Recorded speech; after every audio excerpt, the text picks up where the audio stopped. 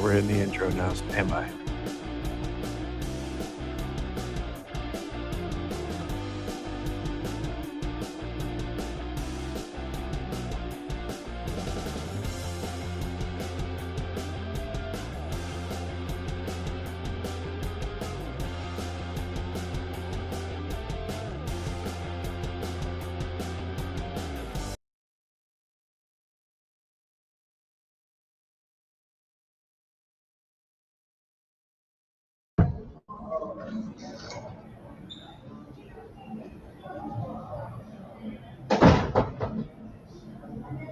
How many miles we traveled?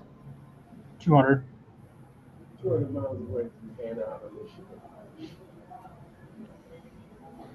Here we go, guys. We are live on radio in 5, 4, 3, 2. This is the M Zone. And welcome back. Welcome to the M Zone. Jamie Morris, Matt the Hitman Nizzler, best guy in the Bizzler, and you got the center of attention, the guy in the middle, Big Larry Lee, aka Big Sweet. Lovely day, lovely day, lovely day. I am 200 miles away from Ann Arbor, Michigan today, and I'm at the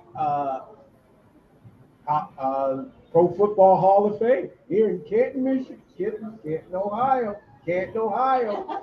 Yeah. I want to say Canton, but I'm Canton, Ohio. I am Canton, Ohio.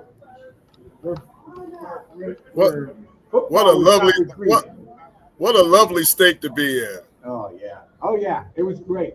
We drove the Mason blue truck. I just wanted you to know the TKA truck all the way, and there were policemen all over the place, all over. Look at that view.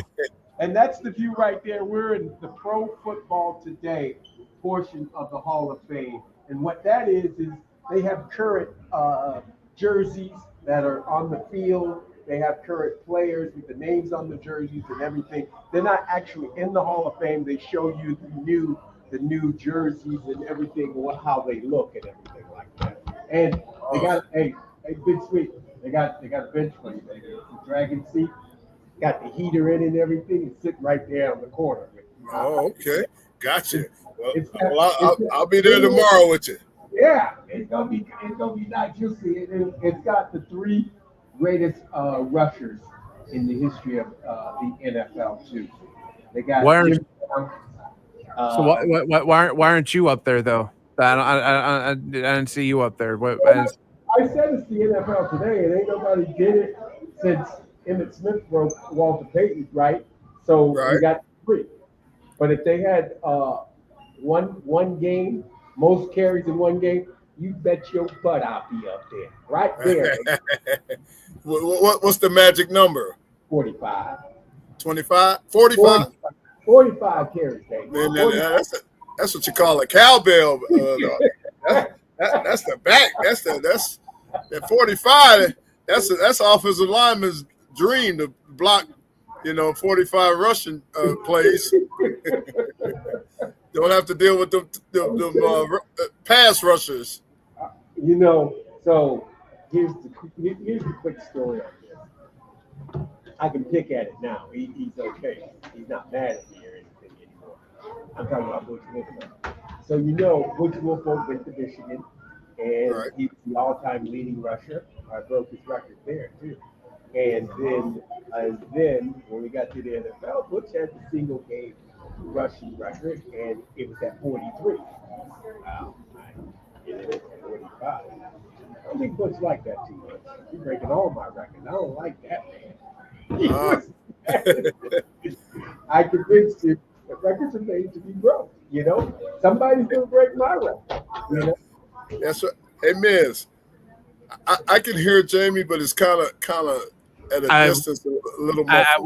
I was just texting our on-site producer Derek. It sounds like Jamie, you may got the wrong headset on. It may be what Do I have the wrong headset on? They can barely hear me. Yeah, it sounds like we're picking you up on a different headset is what's going on right now. But from afar, I got you. yeah, so I think it's a different headset that's being picked up right now. But I mean, Jamie, you're down there in Canton. Obviously, we're gonna have a lot more, a lot of the ambiance that is Canton, Ohio, with the Hall of Fame game tomorrow night between the hometown Detroit Lions against Jim Harbaugh and the Los Angeles Chargers. Again, 7:00. You can hear the pregame coverage right here on your Ann Arbor home for Detroit Lions football, the Big 1050 WTK. And, of course, kickoff between the two squads, 8:00 down Canton. And right now, Mother Nature seems to – I mean, right now, again, I know you're kind of grimacing right now. We're streaming on our Facebook outlets at facebook.com/the Big 1050 WTKA. Also on the M Zone's Facebook, and we're also on YouTube, youtube.com. Follows at the Big 1050 WTK. You can see Jamie right now down there. Big Sweet's going to be down there tomorrow. Our guy Derek is with Jamie right now, and it's going to be a really cool atmosphere to check out. This is the fourth time I took a look at. I was doing a little research on this. The fourth time the Lions are going to be a part of the Hall of Fame game. Nice. I don't know if you guys were aware of that. No, it was not. No. Fourth time. Okay. That's pretty good. Big Sweet, did you ever play in one? No, never did. Never played in one. I was taking a look at the Lions.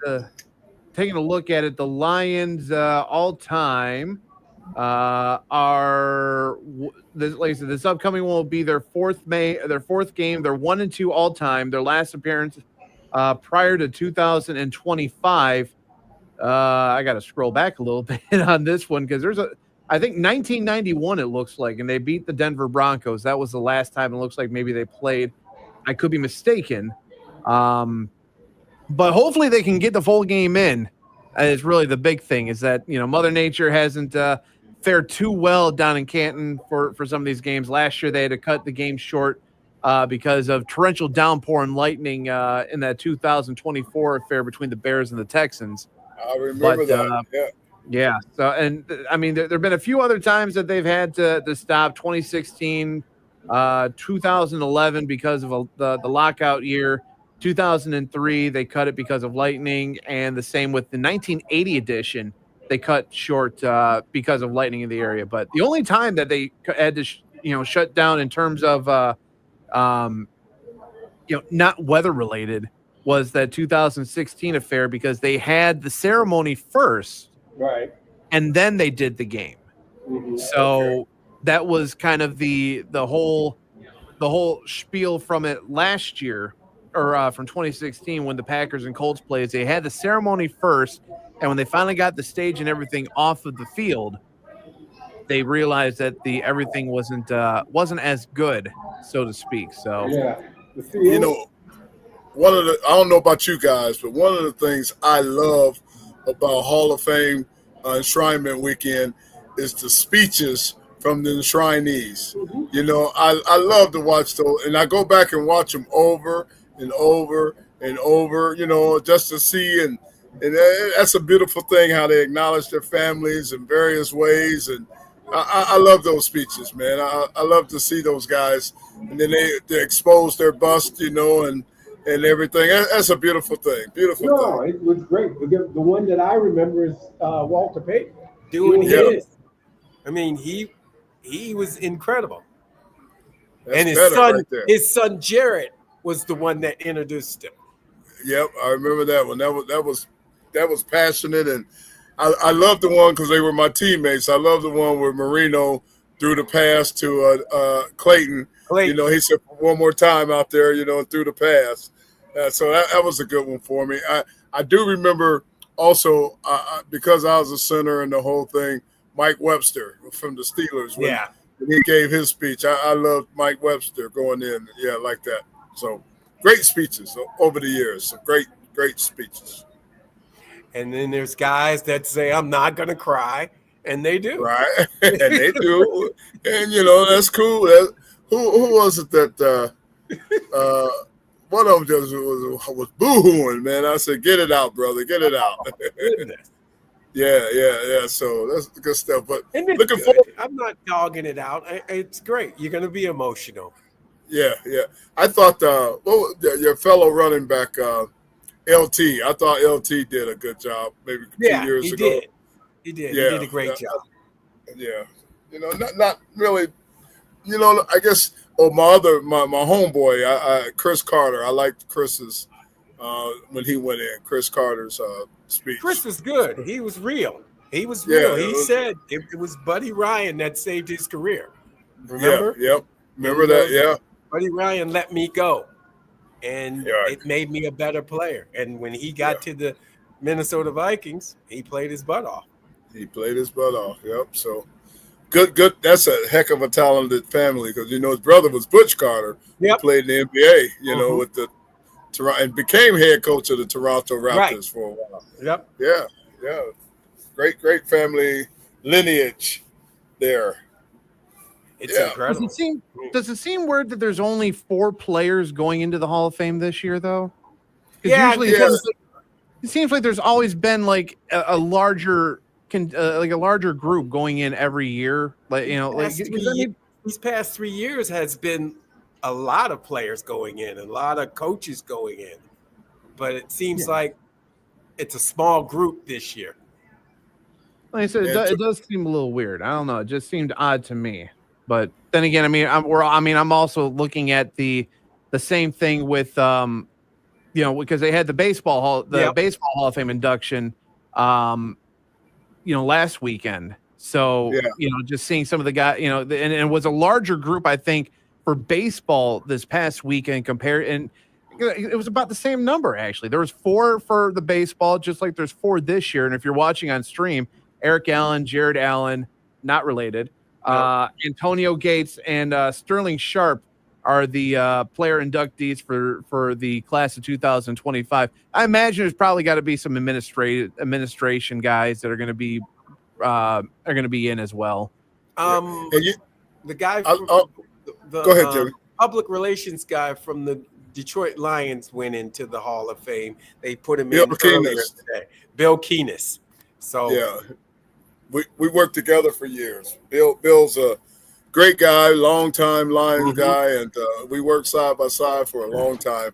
And when I was a player, Bill was still in the organization. Right. And then when I moved up to the, upstairs, Bill and, we became intertwined on a couple of projects that we had to do and that kind of thing. So, I was happy for Bill. I called him last week to congratulate him, and he told me to tell you hello, which I did, and Bill King is a solid guy. Do you do this, Jamie? Now, I hate to be cynical, but every year when the guys go in, do you question somebody every year like, should he have got in? I mean, that's my Jared Allen choice. I mean, that's the one I went. Maybe. Yeah, I guess. Yeah, that's the same thing I said. Jared Allen, was that a first-time ballot scenario for him? I think it's a makeup. No, it would have been last year for the first round. But you got Shannon Sharp in, and I love Shannon.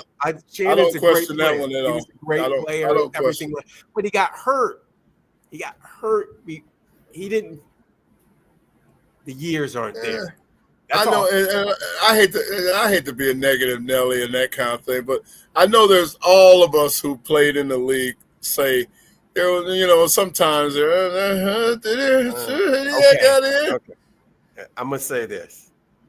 Okay. And Miz knows what I'm gonna say. It's Matthew Stafford, a Hall of Famer now, because he won a Super Bowl. Because he had all the numbers, but now he's got a Super Bowl ring. So is he going into the Hall of Fame? I don't know. I mean, I don't know either. Okay. Even if he didn't get a ring, because I mean, we kind of look at like guys like Dan Marino who were in that same boat that they didn't get a ring, but they had the stats to back it up. I don't think he's a first ballot Hall of Famer, but I think that he is going to be a Hall of Famer at some point. Yeah, I can agree with that one. Was Eli Manning a Hall of Famer? Two-time champ, right? Yeah. I mean, yeah, I think he's going to get in. Has he done? Well, that's a heck of a he coup. beat Tom Brady in those two Right, Super Bowls. that's a heck of a coup. I'm just You saying. know, I'd say he's going to get in one day. Is he a first round ballot? I don't think that. I don't think it's first round ballot, but he deserves it. He deserves to get in. You know, we had this. I think we had this conversation once before. You know, like when the name Brian Urlacher comes up, that's a name that. I mean, But he was a Chicago Bear middle linebacker, so I think did he live up to the Buckus. Buckus and Singletary. Right, and Singletary. He live up to those two. Probably so as a Bear, but I don't know about league wide. You know, like I tell you the story again. You know, when I was in the XFL, Terrell Buckley was my head coach on our team. Right. And that was the year that what was the linebacker from the Dolphins that went in? Middle linebacker, short guy from the Dolphins. Zach Taylor. Yeah. Huh? Not Zach Taylor. The other no. middle linebacker. I remember who you're talking about. And well, anyway, I said you played with him, Buck. Is he really a Hall of Famer, Buck? You know, being an ex-Dolphin and everything, I respect him and all that. But Buck, he said, Larry, I tell you what, man, that dude was a leader. He was this. He made tackles all up and down the field, all over everywhere. I said, What's Zach his name? Thomas. Is Zach Thomas. Zach Thomas. Yes. He said, yeah, man. That was one I had just kind of questioned, but Terrell Buckley got me straight with that mindset. Okay, I'm going to say this: the standard for a linebacker is what's his name? Singletary? Nope. It's Lawrence Taylor? Nope. Inside or outside? Inside. Ray Lewis. Inside. You got to play Ray Lewis. You got to play like Ray Lewis. I'm sorry. Yeah. That's middle linebacker personified. That is persona. I mean, it used to be Buckus, but when Ray Lewis started knocking people out, come on. Yeah, that's true. And I got another coinky dinky about. I'll stand on a flag post for my man. When what was this? The Broncos safety that went in just John a few Lynch? years ago. No. Big dude, safety. Steve Atwater? Steve Atwater. Yeah. No. I know, but He's not that guy. Dennis Smith. Dennis Smith? That's a different. Dennis Smith. That's a different story. Yeah, that's a different story. And so I thought no way in heck Atwater should have went in before Dennis Smith. I like Steve. I know him and everything, but Dennis Smith was a ferocious safety, man. In the same realm as Ronnie Lott and Ken Easley and those type safeties that got in. Kenny Easley and Ed Reed. Ed Reed, love Ed Reed. Absolutely love Ed Reed. That's the epitome of safety right there, man. But then you got the old heads. We can go back to the Lions days when Dick Night Train Lane was knocking folks out. Yeah, I got you. That was different hitting, though. That's a different hit. You ain't lying. That was a different body hit. That's trying to knock somebody stupid. And what's the safety from the Raiders that made it? Was hitting Atkinson, Tatum, Jack Tatum. Yeah, yes, sir. Now that's what you think about when you think. So with that being said, what was my man from the Eagles a couple of years? I kind of shook my head a little bit on that one. Brian Dawkins. Brian Dawkins was good. I'll give it to you, but he was safeties are bad guys. They're the bad guys. They come up and lay you out. So later on, we got a guest coming on that might be able to give us a little enlightenment on Brian Dawkins. It was his teammate, in the whole thing, and so we will see. How about Muddy Waters? Yeah. Now, yeah. Andre was beast. He was beast mode, and but there's just every year. I know there's a ton of us old NFLers that always just say, should he have gotten in? Or I got to stand up for my guy, Joe Jacoby. He should be in there. The left tackle for the Washington Redskins used to have to go head up with Lawrence Taylor. Yeah, that's I'm true. Just saying. Twice a year, right? Twice a year, sometimes 3 times. Yeah. And he ain't getting a sniff right now. I mean, they ain't talking his name no more. Right. That's Joe was solid. Joe, unfortunately, I just lost one of my. I don't know if he was NFL Hall of Fame worthy, but he was certainly a great tackle for the Arizona Cardinals for 13 years. Louis Sharp, and he just passed away. I had to speak at his funeral last week, and he'll go down as he. Now, I always used to introduce him as the only guy I knew that could whoop Lawrence Taylor on a regular. Right. Lawrence would tell you he hated going against Louis every week, or twice a year. So, that's a Hall of Famer right there. If you can block LT, come on. Oh yeah. The rest is gravy. You blocking LT? Come on. He was my roommate at the East West Shrine game. Really? Yeah. LT was. Yeah. So that's my room dog. I'll say no more. I got you. Oh Lord. But yeah. So I just brought that up. I don't want to be negative, Nelly. This is a great weekend for all the enshrinees.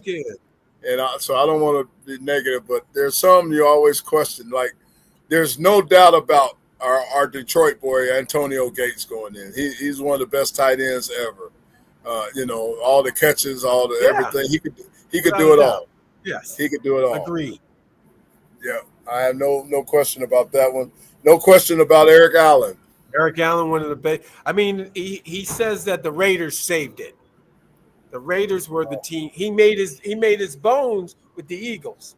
Right. But until he got to the Raiders to show what he could do towards the end of his career, that made him right there. Jared Allen. Yeah. Okay. Okay. I mean, you might as well. Hey, where's Brett Favre? Jared, there's.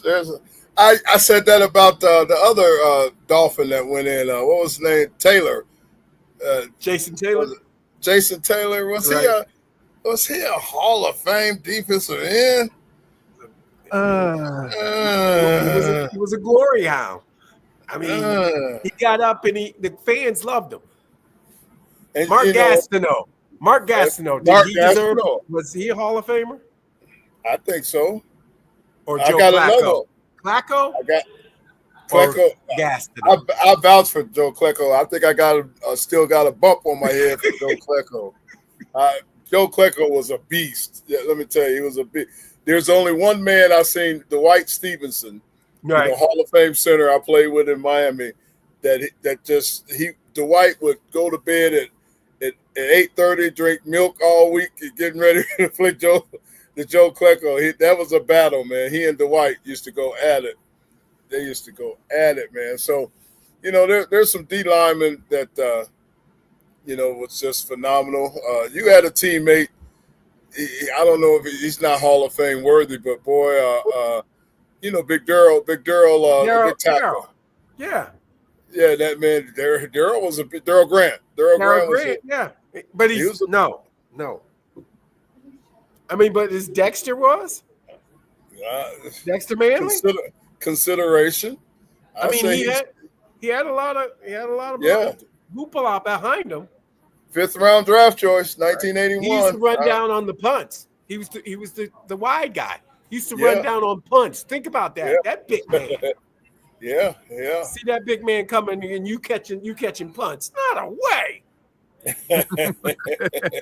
I know, man. There's some guys, and because it's such a finite, there's always going to be a debate because only a few guys get in every year, and only a few guys can get in. But there's certain players I think should be in the Hall. No, Very few this year. Let's just say Yeah. that. Let's say it like it should be said. yeah. Few guys this year. And for This the is sake right. of repeating, Dennis Smith should be in the Pro Football Hall of Fame. I'll say it. Dennis Smith was look him up. Those of you that don't know what I'm talking about, look up Dennis Smith, safety for the Denver Broncos for about 14 years. If we're gonna make recommendations, why we don't have Jason Hansen in the Hall of Fame is criminal. Get that man in the Hall of Fame right now. Yes. Well, Jason. And if Jason we're deserves it. asking for guys to get into the Pro Football Hall of Fame, how about the first black quarterback that won a Super Bowl? Doug. I mean, not Doug. Yeah. Doug. Doug Williams. Mm-hmm. Just saying. Yeah. True. I mean, he did something that they said that he couldn't do. Big Everybody fact. kept telling us that, hey, they're not leaders. But I remember the old adage. I think they don't want to say, black quarterback. He was a quarterback, so they keep it set. Remember, because there was some famous interview. Some reporter asked, Yeah, I asked him. "When did you become the best black quarterback?" or something like that. Right. Doug had. Wasn't that some kind of question now? Yeah, the question was when did you become black? Right. When did you become a black quarterback? Right. They called me a quarterback. So yeah, Doug. Let's see. You got a recommendation besides Jason there, Miz? I'd have to. I mean, I'm not sure like when his time will come. I'm assuming it's got to be here pretty soon. But I mean, it's the obvious is Tom Brady. When the time That's comes going to around. happen. But as far as like the old school guys that I may have seen, and I don't know if he's in it or not, but why not getting a guy like our guy Moore? Herman Moore. Why not Herman Moore? Herman Moore, That's I great. mean, like to me, like that was like the wide receiver. But then again, obviously, small window of things. Being a guy, being a kid from Metro Detroit, you just like, yeah, that guy is a Hall of Famer. The one I know that shouldn't be, Scott Mitchell. I'm sorry, Scotty. Sorry, Scotty. Okay, man. Scott Mitchell ain't no. Getting on my boys. Hall of Famer. No, he ain't no Hall of Famer. No. Scott will tell you he's not a Hall of Famer. One great year, Scott, but he got paid. Yeah, I was one of the ones that helped him get paid. I'm just saying. Somebody helped him Yeah. get all them bags. We got to go to a break, and when we come All back, right. we'll talk more about this Hall of Fame and all the individuals in it. But we have other things to do too. You're listening to the M Zone on the Big 1050.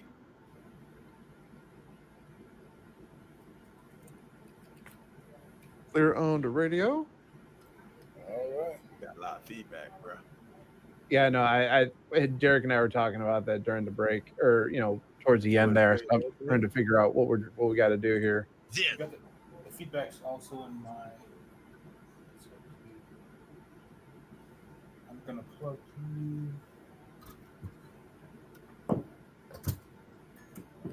So for those that are watching on stream, this is what we call Wow. live. This is live producing radio on the fly. Hey, live on the fly. Exactly. We gotta make sure that we got the right connections. That's all. Test 1 2. Test. All right, we have bypassed Comrex. We're directly from board into laptop. Okay. So are you getting any feedback right now, Jamie, as far as any kind of Yes, echoing? Yeah, I can hear myself, Is the but it's in your clear. headphones? I hear everything clear. But is it like when you say there's echoing, is it in your headphones or is it like through the computer itself? Go blue. I'm hearing him in my headphones, like half a second after he talks. And I hear him the same way. Hmm.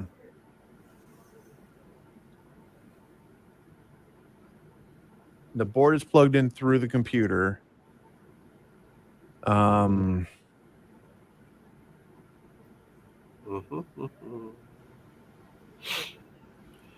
Just for giggles and you know what, Derek, let's trying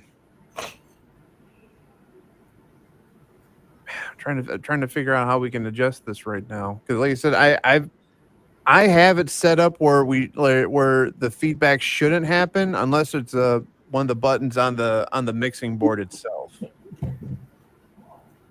I'm trying to mentally figure this out too. So I'm not 100% sure.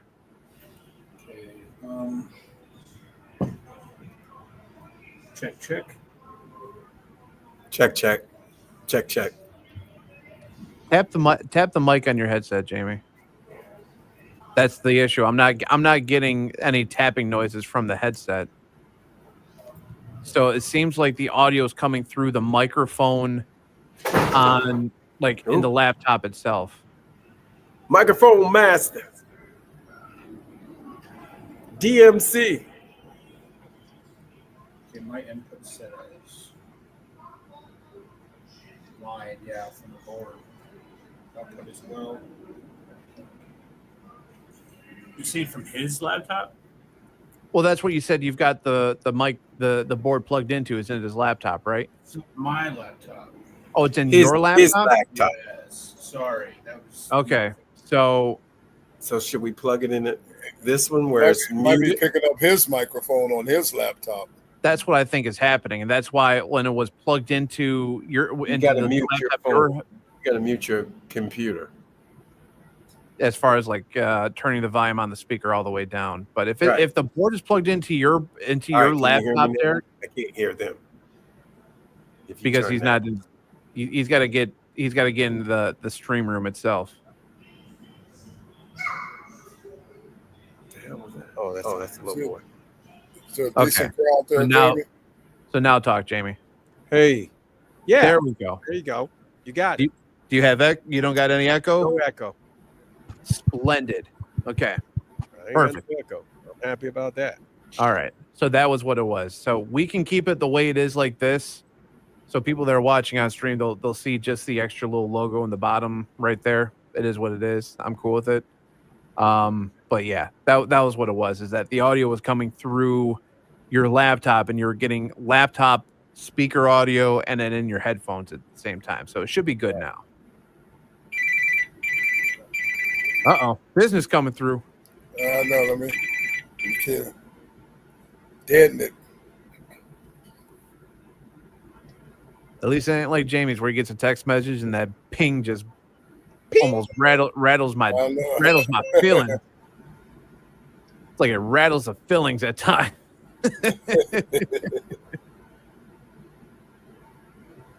Okay, all right, you go ahead, big man. He was 213 when he first got there.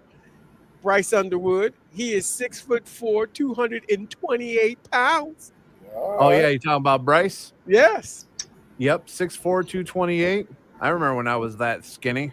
Actually, no, I don't remember that at all.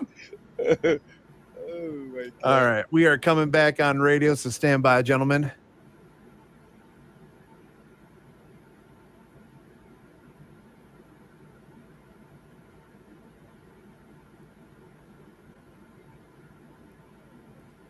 Back in 5, 4, 3, 2.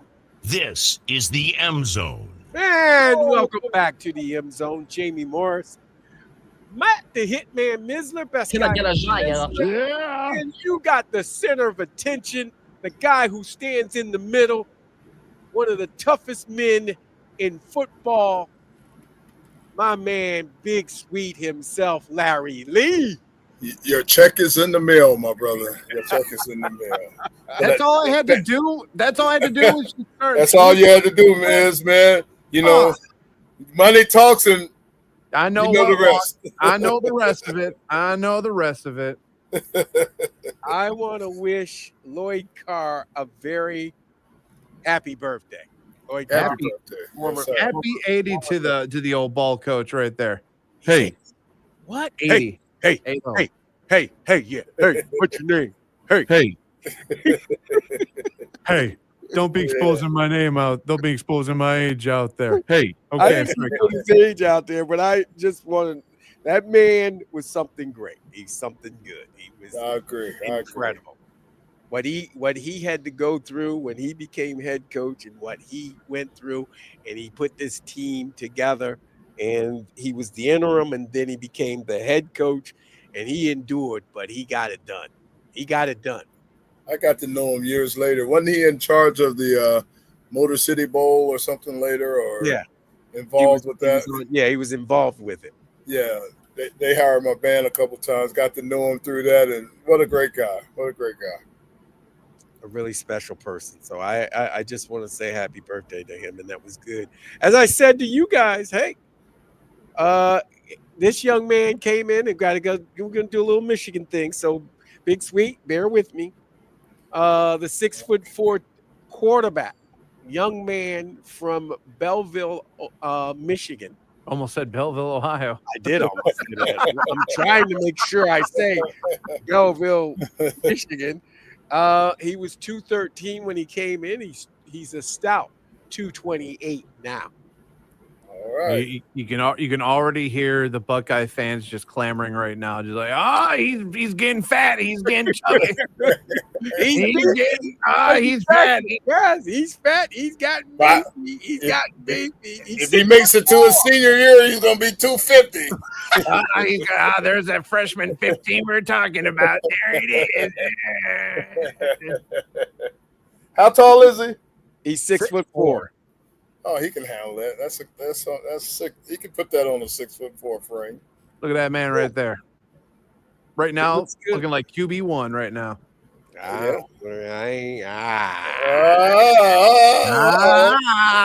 I'm Touch the nerve. Struck a nerve, man. Listen, all I'm doing is I'm putting stuff into the universe and hoping that it manifests. Just like I'm hoping to put out in the universe that the Tigers are able to make some moves before the deadline tomorrow. That's all I'm doing. I'm just putting things in the universe. Is something gonna happen? I mean, Miz, where are all the big trades? I'm not just saying the Tigers, it's everybody. Nobody's making a move. Nobody's putting any big names out there. I think a lot of it when it comes to like in terms of like MLB trade deadline, a lot of like your big moves you get are usually like during the winter meetings, but I mean, you're still going to get some trades, like, by the deadline itself. The Yankees, they went out because their big cash cow in Aaron Judge is on the injured list right now. So for some reason, the Yankees like finding the silver or the Shinola that's in the pile of what and the bad teams after they picked up McMahon out of Colorado a couple days ago. They just made a trade earlier today for Austin Slater, an outfielder from the White Sox. So it just tells you right now the Yankees are kind of in a desperation mode themselves. But I kind of expect that the Tigers are going to make some kind of a move before the deadline tomorrow afternoon.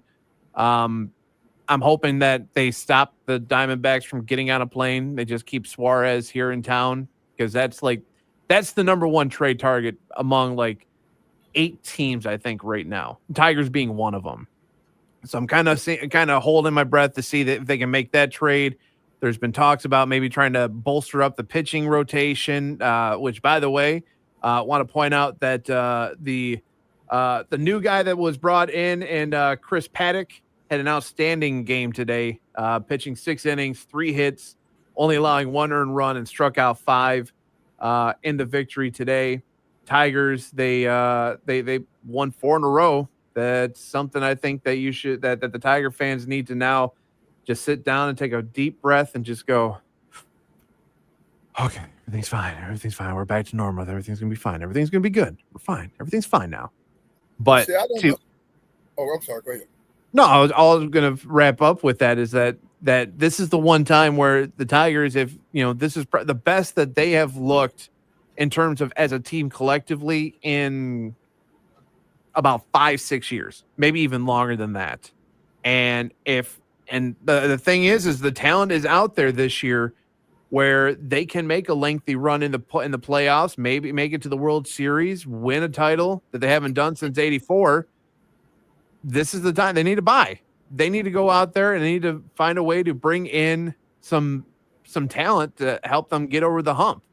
So we'll just see what happens here. That's the big thing. Start buying. You better start buying, Tigers.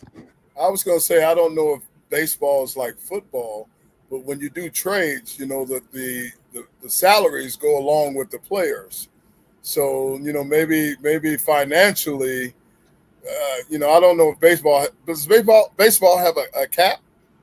No, they don't have a salary cap. That's the one, I think the only league in terms of like the big four that doesn't have a cap. But what and I think I told this to Jamie off air one of these times before is that what they lack in a salary cap, they make up with what they call luxury tax. Right. Where if you spend like whatever tier you are in terms of like how much you spend for your roster, you're going to spend a lot more in the luxury tax to kind of make up for the other teams and the deficit that they have. Well, maybe that's the reasoning for the lack of trades going on, because there's some luxury taxes or some salaries or kind of things that, besides the players' talent, that prevent them from making moves. No, the Tigers have room to bring almost anybody on there. They're the lowest paying. They don't pay their players. The players at a low scale right now. I mean, okay. Yeah. I mean, Miz, who's the highest paid Tiger? That's the center fielder. I don't even know if Riley is or not, actually. Let me take a look to see here. Tigers contracts. Let's take a look at the old sportstrack.com. Right. And the top paid player right now is still Javier Baez. Yeah, it's Baez. He's well, when you said center fielder, I thought like, when you talking about Riley Green? No, Riley Green. He is up for an extension here soon, though. He is up for an extension, but Baez still the highest paid guy on the roster. He's what? Do they give numbers? Yeah, so he's making about just a little over 23 mil per.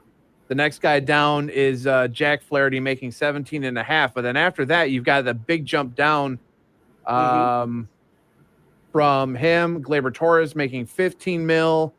Alex Cobb, who is right now in the minor leagues trying to get his coming off of an injury bug, he's making 15. Then Tarek Skubal at 10.1 mil. And Tommy Kahnle is at 7 mil. And then after that, it drops down to like 4 mil and then heading down from there. So like there's a lot of spending room for the Tigers.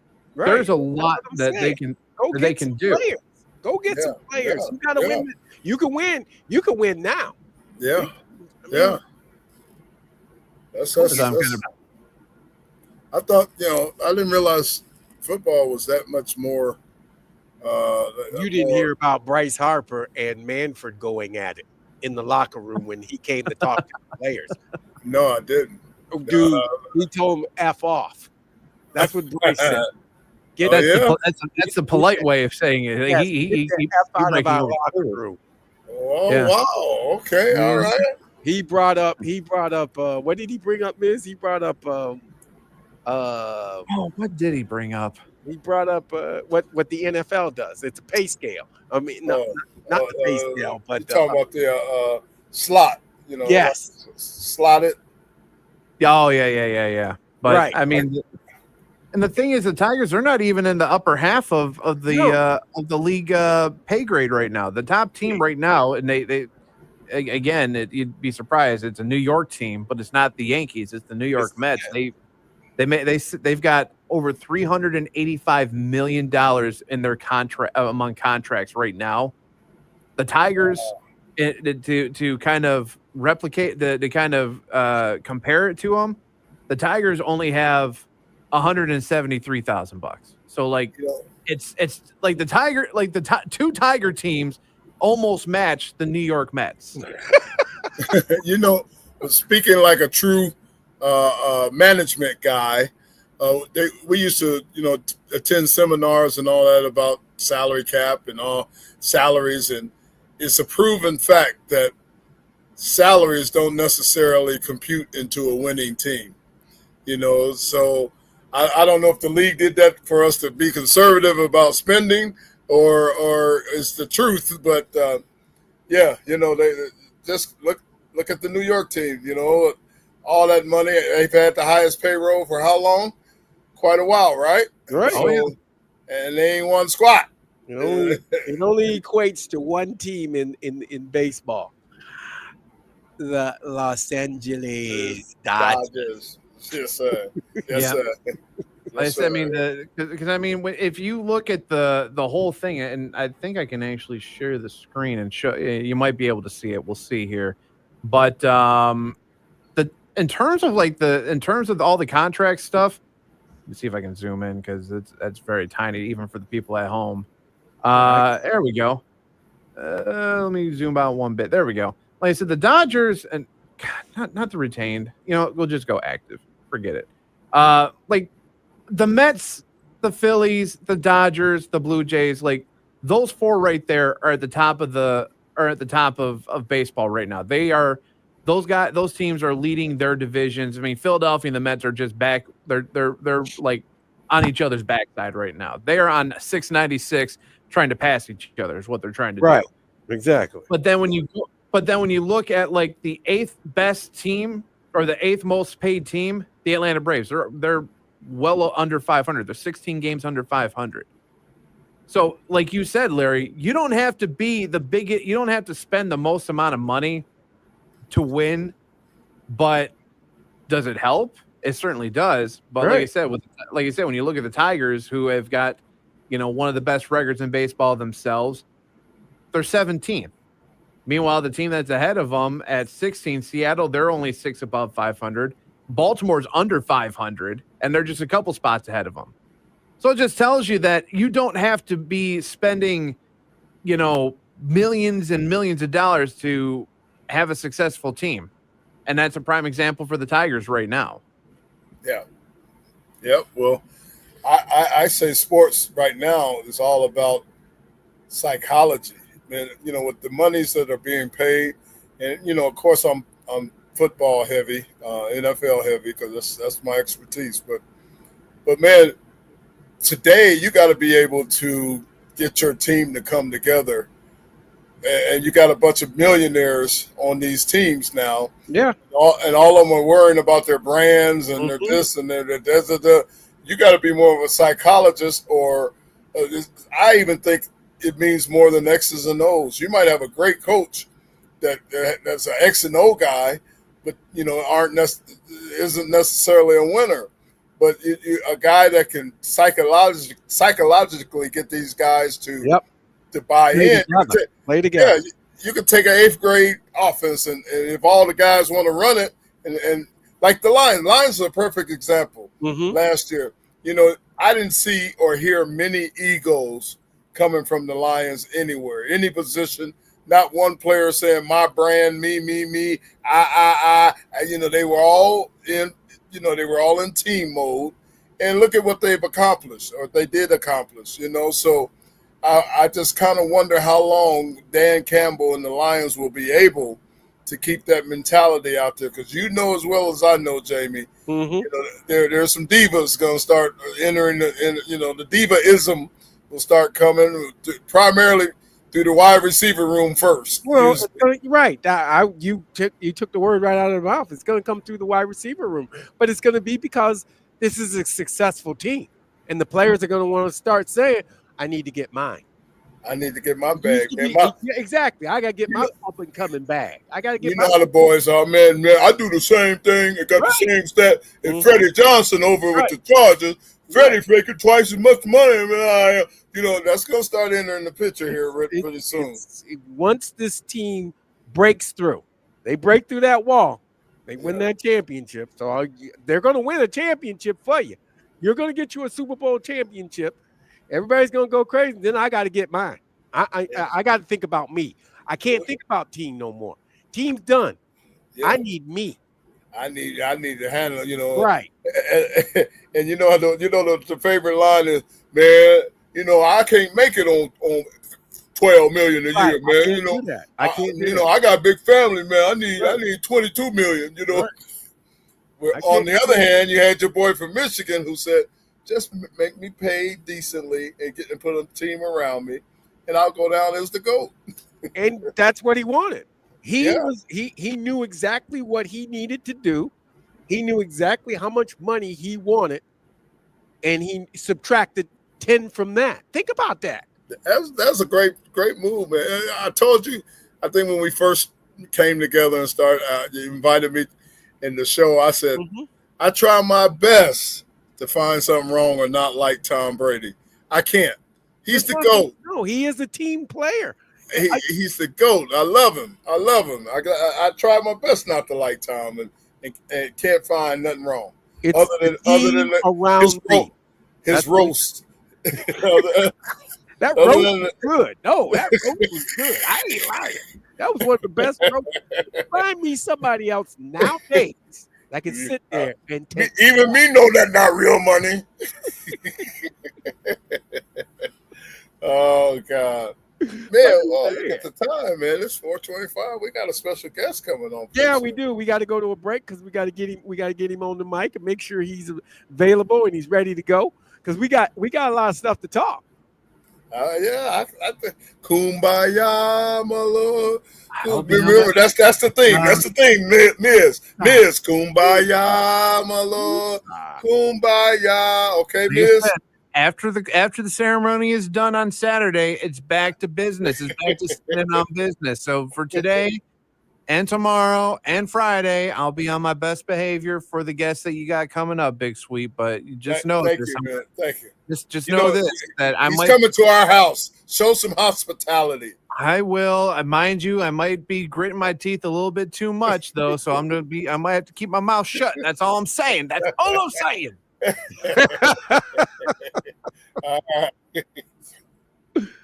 You're listening to the M Zone on the Big Tent 50.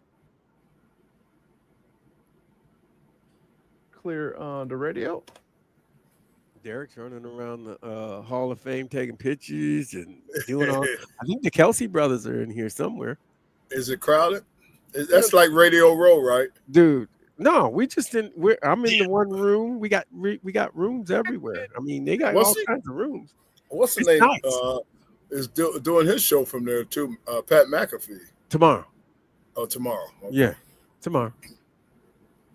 They said, James, you're a day early. I'm like, no, I said Wednesday, Thursday. I'm pretty much. Yeah. Well, what's Larry doing? I said, Larry be here tomorrow. I'll be there tomorrow. He'll be here tomorrow. And we're gonna do the rain dance, try to make rain go away. Yeah, man. Yeah. I mean, we got here in decent time. We checked into the hotel. That's how comfortable we felt. But we brought everything. We had 2 golf carts that brought us up the hill. Oh, okay. And then they got us to our. I'm like, where's our area? Called Joe. Joe said, you're gonna be over here. You're gonna be in here. I said, what? Right here? Yeah. Like, okay. I like that. I ain't gonna be able to use my tent, but that's okay because I'm good. Keith just texted me and said, I'm on StreamYard. What's next? So he might be in the. Miss will get him. Yeah. It hasn't popped into the green room yet, but when he does, I'll pop him in. Does he have yesterday's, or does he have today's? He should have today's. I sent him the latest one. Right. You sent him the one that I sent you, right? Yesterday. It's the same one as yesterday. He says, can you send it to his email? Give him his email. Miz? Yeah. So in the, I don't know, can you access the private chat there, Larry? And StreamYard there in front of you? Hold on for a second. Let me see. Let me reduce my screen. What am I doing? So if you look on the right side of the screen, it should have like a private chat thing. Let me see.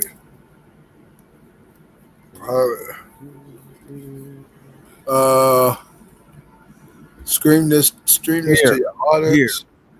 I'm gonna send this to you. Okay. Okay. Big Sweet. I'm gonna see if it copies over. Are you emailing it to me? I'm gonna try.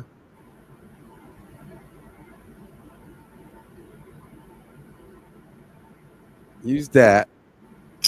I just sent that to you. Okay. Now I'm gonna send you this. I'm gonna email it to you too. Okay. Okay. Yeah, so send that little, like, copy that and then text that to him, and that should Right. get That should right get him there. on. But Right. if he has a problem, I'm also gonna send it to you the way Miss sent it to me. Okay. I do. Thank you.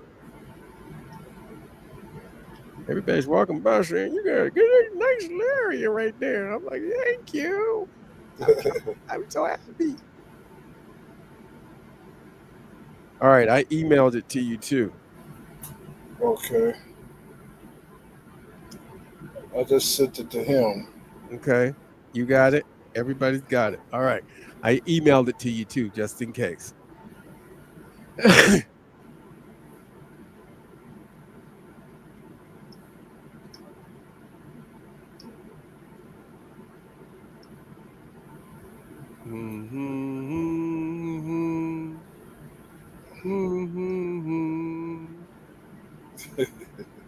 Why do I have Kumbaya, my lord? Because he wanted me to be Kumbaya. I'm like sitting here going Kumbaya, my Well, I've lord. been singing that, trying to get in Miz's head so he can stay positive. This is fine.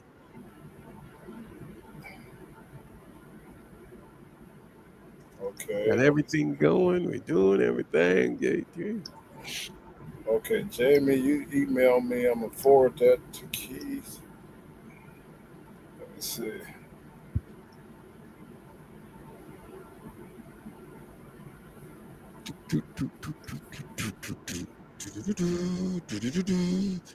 When you guys get here tomorrow, Larry, Yes. we'll be able to interview them too. Okay. He says I'm on my laptop. I just need the link. I just emailed you. Let's see. Thank you. Yep, I will. I'll have another one ready to go for tomorrow when I get in the office tomorrow. Derek saw that the Hyatt across the street. He went like this. How come we had to Comfort Inn? I'm like, dude, I just took the first available hotel. He goes, I'm just saying, man. I'm just saying. I'm like, you know what? So let me tell you what happened to me. What happened? I went to the bathroom. Keep it PG. I am. I went to the bathroom. And, I'm in the bathroom, juggling around, doing all kinds of things. I had my phone in my back pocket. All of a sudden, my phone fell into the toilet. Whoa. I snatched it out, put a towel around it real quick. Phone kept working. But I did call my phone guy and say, hey, I did get that insurance. Put that insurance down and get me a new phone. Exactly the same phone I have right now. There he is. What's going on, fellas? Boomer, what's up, man? Hey, man, I can't call a big bro. What's up? There he is. Hey, Keith, we're in enemy territory. No, I'm just Wait a minute. no. Keith, I got one thing to say. Are you from Dayton? Born and raised. Oh, Hey, there's an Oh, inside. wow. Hey, Keith, there's an inside joke, man. Every time something monumental come up, I let them know that originated or it's from Dayton, Ohio. Dayton, Ohio. And Somehow. my the west Dayton, side Ohio. of Dayton, too. That's right. That's right. That's just Dayton, the west side. I said, what? So Ongoing gag now. He said the Wright brothers. I said, Wright brothers. he They said flew North the plane Carolina. Kitty Hawk North in North Carolina. Carolina. No, He said, don't believe the hype. No. Get them right, Right Keith. Get them here. right. That's right. That's right. Yes, indeed. And the All first right, guys, we're NFL going back game. from break here in a moment, so stand by.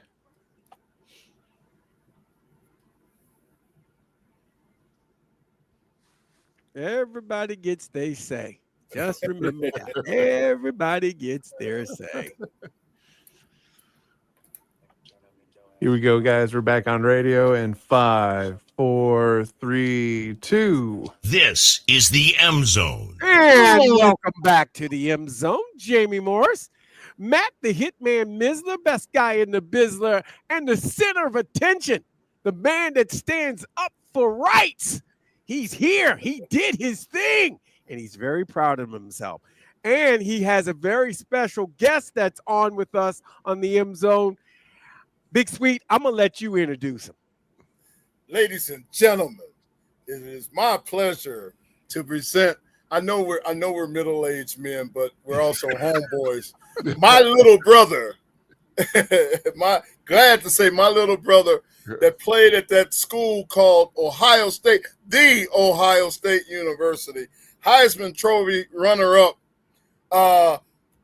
collegiate Hall of Famer, NFLer extraordinaire, ladies and gentlemen, my little brother, Keith Byer. Thank you. And I wear that badge of being your little brother with honor. Yes, I do. Well, we You know paved a lot of ways, opened a lot of doors.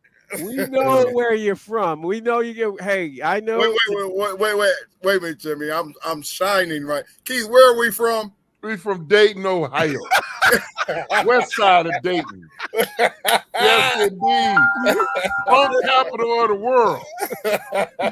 James Brown did some things down in Georgia, and Bootsy did some things in Cincinnati. But Dayton, Ohio, we took it to a whole nother The land of funk. The land of funk. funk. The ongoing inside jokes just keep rolling on into. Hey, Keith, I must tell you, Keith, our producer is a very avid University of Michigan Wolverine. Oh my God. And so Is that what I had. Wow. I mean, No, because I know the only way I can get to Michigan, I always got to go north from Dayton until I smell it, and west until I step in it. That's how you get to that university. I thought I smelled something. I got to tell you, the theme for today or this weekend is Kumbaya. This is the first time or that Ohio and Michigan is going to have a Kumbaya moment for a while. So he's been sworn to keep himself in check. And but I Miz, you still there? Yeah, I'm here. Look I'm at I'm still here. I'm here. Part of my introduction, Larry, you said I was college football Hall of Famer. And when I was inducted into the College Football Hall of Fame, Charles Woodson went into the National Football Hall of Fame. So at the Big Ten championship that year, Michigan was playing, I believe they was playing, I can't remember, whoever they was playing, Iowa, somebody like that. Doesn't matter. And they introduced all their Hall of Fame inductees were college and pro. And so Charles was edging up the fans to boo me. We're in neutral territory. We're in Indianapolis. No, see, there you go. I'm like, man, this is my moment for the Big Ten. I mean, we're not in Ohio. We're not in Michigan. So it never ends. I got booed. I mean, you that boo, you should feel that and be proud of that boo, because what you did to the team up north made people want to boo you. They helped get me in the Hall of Fame. Well, They helped. I know. I know. But take it as a sign of respect, my friend. You were one of the great ones at the Ohio State University. It was a fear factor, and you know what? It keeps rolling. I mean, look, I'm going to say this: you're the first Buckeye. I have to say this: you're the first Buckeye we've had on the M Zone ever. Really? Ever.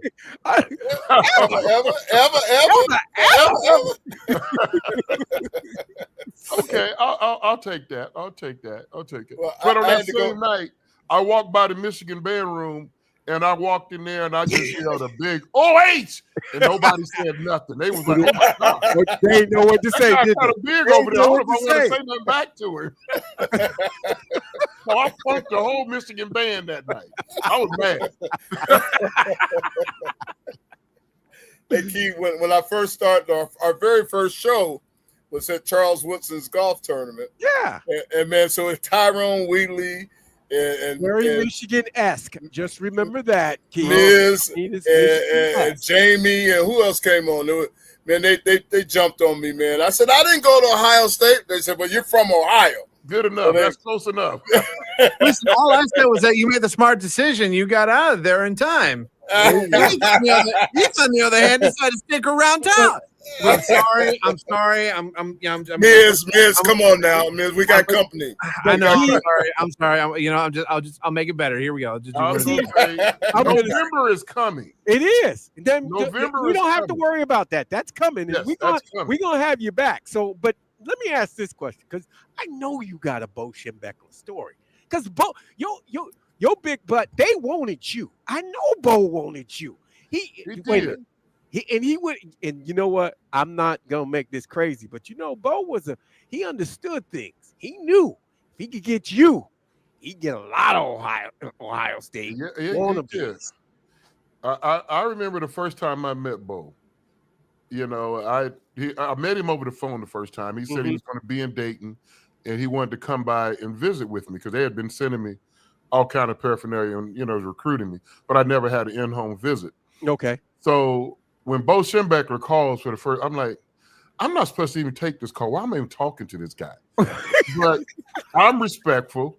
So he comes over to the house the next afternoon, and like after school, and he sat in my living room for 2 hours. And all I know about Bo Schembechler is, that Saturday in November, I know I'm supposed to just hate him. And I'm sitting there listening, and it wasn't a fair fight. I'm only 17 years old. Bo is a grown man, a professional recruiter, head coach, and I hadn't been on no college visits, hadn't even booked any yet. Next thing I know, Bo left my house after 2 hours with a visit already in hand. You're going to, they were getting ready to play their bowl game, and so I'm a basketball player also, and I was he had already booked me to come my first official college visit to University of Michigan, and I was like, that ain't right. I hate them. Why is this guy, playing these mind games with some teenager? It wasn't a fair fight. So, okay, yes, Coach Schembechler. Hey, by the way, what's that in your mouth? I see you walking the sidelines with. What? Oh, that's bubble gum. Oh, that's what. Say, okay, I've been watching. So I'm like, just bubble gum. Okay. So Michigan was my first official visit on college was Michigan. And because of Bo Schembechler. And I'm supposed to not like this guy. And it wasn't a fair fight, but Bo was, can nobody listen to this, right? He was a pretty good guy. Don't tell nobody. Wow. Okay. But I did, spent a little bit more time with him. But when I took my first official visit down to Michigan a few weeks later, I can't remember the coach's name, but I had everybody told me, you're going to these college visits, they're going to feed you well. And, so make sure you eat whatever they offer. They're going to, get the biggest steak. And so when I came in on that Friday, they took me out to dinner that Friday night, and I ordered a porterhouse. I never even heard of a porterhouse. What's that? I never ate no porterhouse before. So I had a porterhouse steak. I had oysters on the half shell. Oh my God. I only saw that in a movie before. I never, Right. So I'm eating all these different foods, and desserts. And now I'm on my way back to the hotel after dinner. And needless to say, all that exotic food I ate. Right. So the coach, we need to pull over because my stomach is doing jumping jacks. It ain't used to that. He wasn't used to you saw that kind of food. I ain't had that before. Needless to say, once we got into the hotel parking lot, some of it's in the parking lot and others in his car. Oh, So my God. My body was regurgitating all this Michigan food. I'm like, this is how this is going to go. So Keith, did they sit? Let's see. Marshall and Fred Motley would have been there. So did they sit Marshall Parks or Fred Motley on you? No, believe it or not, they didn't. They didn't? They Okay. did not. Those were our homeboys that was at Michigan. Right. At that time. Yeah. I didn't know. They didn't come get me. So who was your recruiter? Do you remember? Does Callahan sound right? Was it running? No, a short. Well, I'm gonna say white dude. Short white dude. What is Was his it name? Hanlon? I mean, Hanlon. Jerry. Hanlon. Jerry. Hanlon. Oh, Yeah. that's my guy now. Yeah, Like, Jerry. I Coach Hanlon and I, Yes. Michigan recruited me very heavily, and Coach Hanlon, man, after I didn't go there, every year going to NFL training camp, I would get a note from Jerry Hanlon saying, "Larry, have a great season, man." You know, that. Coach Hanlon was my guy, man. That's my guy. No, he did a good job recruiting. He did. Yeah. Before disclose, he did. Well, my bowl story was I came up on my recruiting trip, and all the recruits were in on the same room. They all went out to dinner. Bo takes me to his house, and his first wife is just me, Bo, and his first wife, Emily, and she cooked spaghetti for us. So I'm sitting there at the table with Bo and his wife, and Bo was laying it on thick and everything. So when I decided not to go, and I will run in the bowl, being for the Lions and playing and being in the front. I will run in the bowl at various events. And the first thing he says to me every time, "We won without you, Larry, anyway." Ate my wife spaghetti and you didn't come? Right. So, yeah, but I had nothing but love for respect for Bo, but especially Coach Hanlon. Jerry Hanlon was my man. And, Yeah. That recruiting. Jerry was a good guy. He was a good guy. Yeah, he was a good guy, man. Yeah. So I had to get the cavalry. I had to get some of my OHIO peeps to come on the show and that kind of thing. And you're the first. You're my little brother. We go way back, guys. Me and Keith. This is family. This is family. This is You family. get excited when you said he was coming on. I'm like, oh yeah. Who was the man? That's the man. Yes, That's the indeed. guy. That's respect. I don't care what you say about this rivalry or anything like that. Michigan and Ohio State, that's the respect. You find out where you are at the end of the season. Were you any good or not? Correct. I know for me, that's what that rivalry was all about. And now it's gone crazy, and people want to put flags in the ground and do all of that and do this.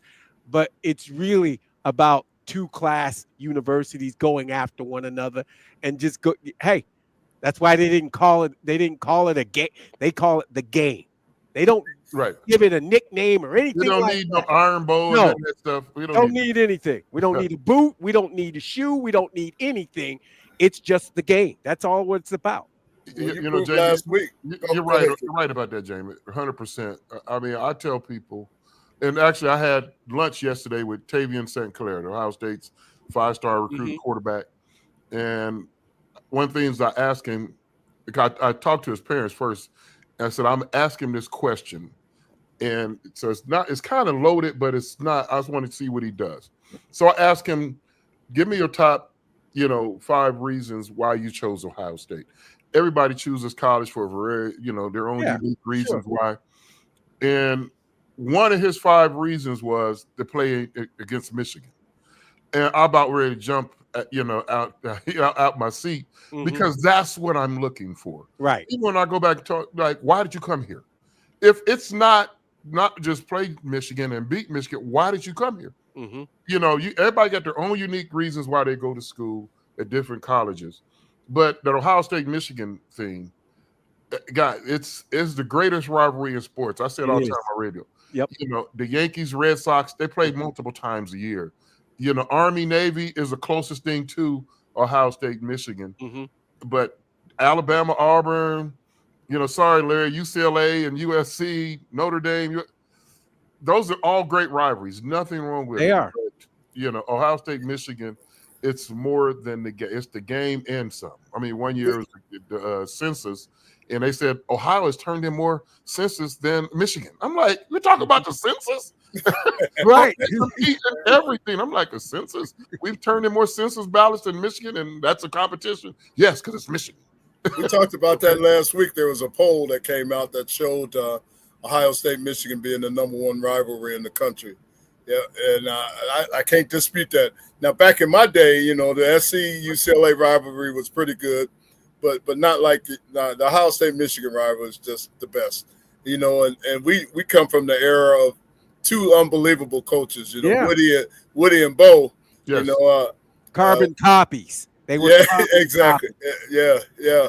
You know, my Ohio State story.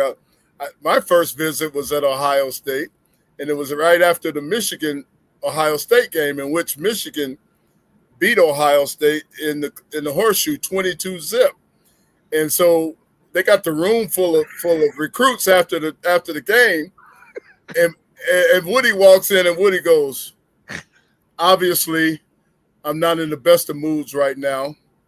He said, "Todd Bell and Larry Lee, you're the only two I really want. The rest of y'all are free to leave." I said, "Oh, boy." That's exactly what Woody did. It was a room of about 25, 30 recruits. Larry Lee, Todd Bell, you're the only two I really want. The rest of you can leave. Y'all can be. You know, Todd ended up going there and being a great Ohio State player, you know, and so that's good stuff. We needed you to be added our Lord, great offensive lineman. I told them the story. Woody let me have it when I chose not to go to Ohio State. Son, don't screw this up, son. You're not a California kid. You're a Buckeye. Don't screw this up. Then he said, "Son, you're going to start varsity as a freshman next to your homeboy, your Chris Ward, my All-American tackle. You're going to be left guard, and he's going to be left tackle. Don't screw this up, son." I said, "Coach, my mind's made up. I'm going to UCLA. You're not a California kid." I mean, Woody let me have it, man. That's Woody. I got to finish the story. You remember, Keith, my dad died like a week later. Mm-hmm. Guess who was at my dad's funeral? Woody Hayes. Woody. Woody was at my dad's funeral, man. So, you know, even though I had right after I signed on Tuesday, and I think my dad died like that Friday or Saturday. And the next week we had the funeral, and Woody Hayes and the Ohio State contingency was there because they had met my dad in the hospital, you know, recruiting me and all that. Right. So, yeah. So class acts. I can stay neutral. I can stay neutral here in Michigan and root for both of you. No, come on, Larry. You know, everybody bleeds scarlet. Oh. You know, if I was to cut Jamie, prick his finger, scarlet is coming out of him. He already denied. It ain't no blue gonna come out of his pinky finger. I don't know. I got this weird condition where, you know, whenever I get a nick or something, especially like in the last Saturday in November, it's just blue, man. Just weird. Even when you cut yourself shaving, a little trim of your beard comes off. Wait. What shaving? What shaving? It's underneath there. It's up underneath that bush. It's up underneath the bush.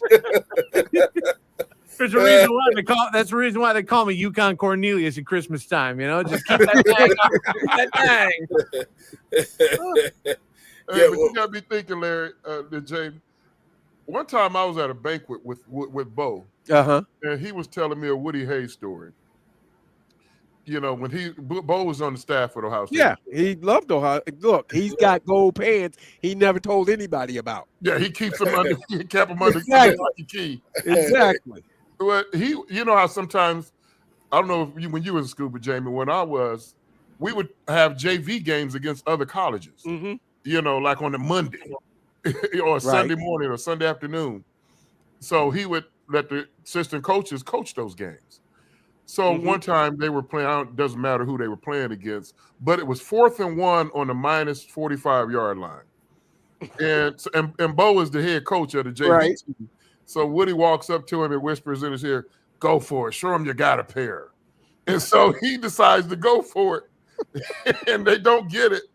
He said, "I never went for 4th and 1 again." He said, Woody said, "Well, you're the head coach. You got to make the final decision." "But coach, you told me to." "I didn't tell you." He's like, "Okay, when I'm the head coach, I'll make the final." You know, it was just a suggestion. Woody set him up for the okie doke. Yeah, he set him up. He wanted to see what he was going to do. Yeah, you're going to see he's just testing Bo. So these both failed. He should have punted. So I'm sure when you was at Michigan, y'all never went for 4th and 1. Oh no, we Inside the other side of the we field. ain't going for no 4th and Y'all 1. punt.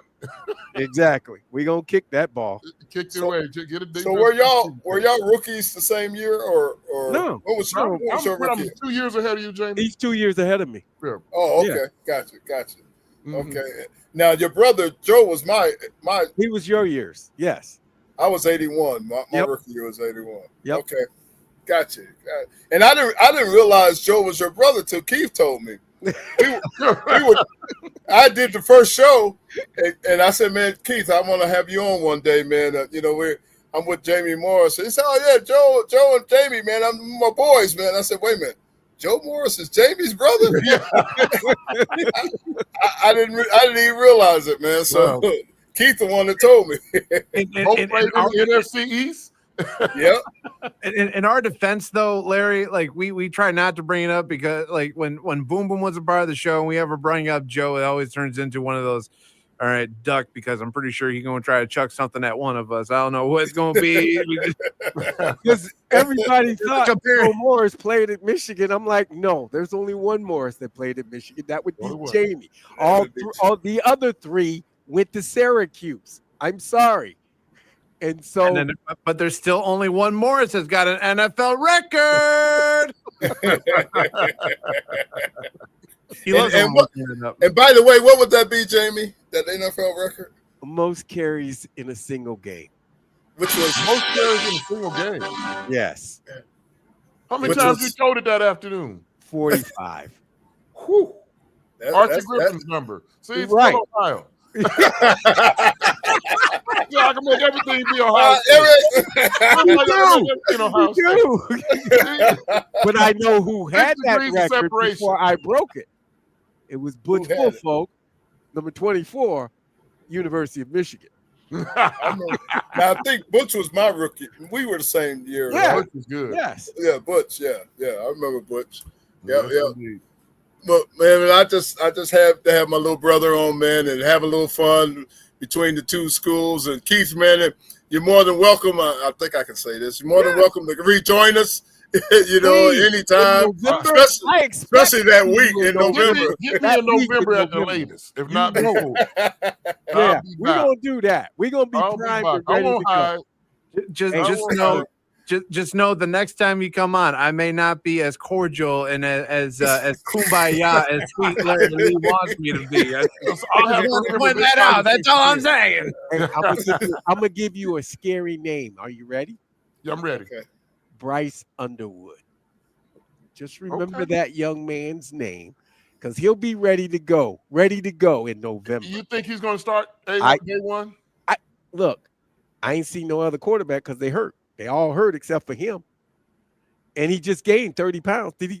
Yeah, 30 pounds. Oh, he had to let me know that he went from 218 to 240. What? Nope. In the summer? He went from In spring in the ball summer. to He's that? been working out. He came in school early. That boy's got a mind. He's got a What mind. else? What else did you say? The Ohio State folks gonna say he's getting fat. He's Exactly. got the freshman. That's what He's they're got the gonna say. freshman 15.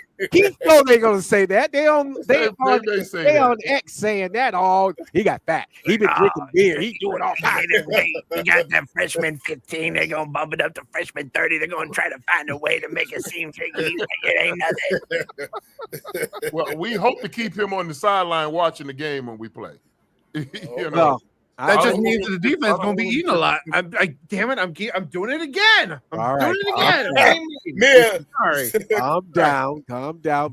No, we're gonna have fun. Keith, we really appreciate you coming on. Hey, the my End Zone. pleasure, Look Jamie. forward to It was an honor. Anytime. It is an I'll- honor, truly an honor to have Same you on here. the End Same Zone. here. I'm thinking the All right. M show stand for the Magic Show, so that's what I'm going to tell you. No, you bring magic to the show, baby. It's the Magic Zone. I like it. That's I right. like it. Sorry, it's no longer the Morris zone anymore, Jamie. We're changing it. It's the I magic go with zone. Morris. I like Morris. I go with that. you go with that anything, Yeah, but, Morris but is the fine. other I'm one. good with that.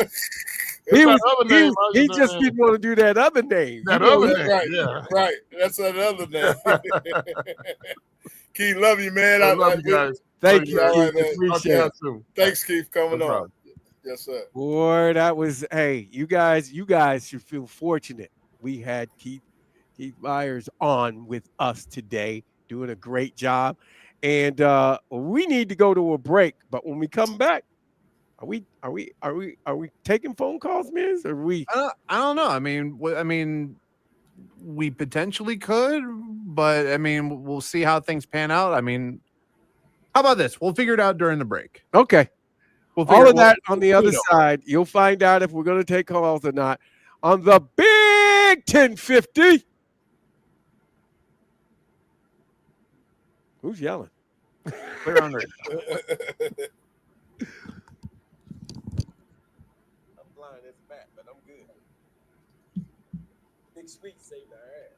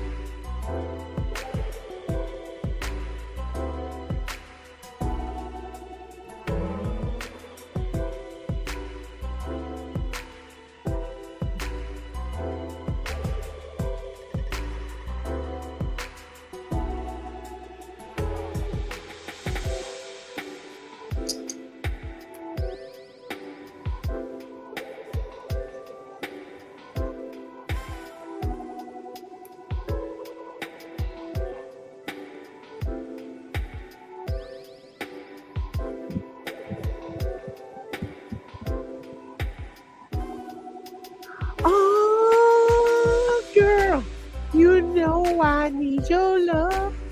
And I gotta figure out what we're gonna eat tonight. Salad. Salad. That sounds good. A good salad. I'm gonna find something. Derek, where you want to eat at today? Look around for us, man. Did you want to do callers? Yeah, since I can, you know what? Who belongs in the NFL and who's not? That is not. That could be the Okay. question of Sounds the like day. a plan. We can make that happen. Larry, how many parking passes you need, bro? Well, I talked to Joe, and there's like 6 or 7 for the band. But is that separate from? Are you asking on behalf of the radio show? Yeah, Or- I'm asking for us, just us. Or just us? I just need 2. So I'm just can we take one? Yeah, I mean, yeah. I mean, he did give you 6. If I Oh, he take did? one, that leaves you with 5. Yeah. Does that work? That leaves me with 5. Yeah, that'll work. Okay. I just want to make sure. If you're not, I'll call Joe myself if you want me to. You know how it always. Let's see. Let me make sure. Let me think about the band members driving. Dwayne's driving. Steve's driving. John, me. Maybe ask for one more. All right. One more. Yep. Now, how tomorrow we got sponsors, right? So how does that work? We got to chime them in on at various times and all that. Yeah, we just need to bring them. I mean, we bring them in, and we can bring them here and sit them down, and we can have conversations with them right Okay, from the thing. We got Okay. an extra camera, so we'll put them on camera. You know what I'm saying? Okay. Yeah, we got the wide shot if we want to do it that Right. way too. So we got different options. Yeah, we got Okay. options. We got stuff. So I'll tell them to meet us over there. It's No, about that three works. or four guys, and meet us over there about 2:30, 3 o'clock. They can hang out with us. guys. We are coming back from break, and I'll open the phones up once we get the question out there. Okay.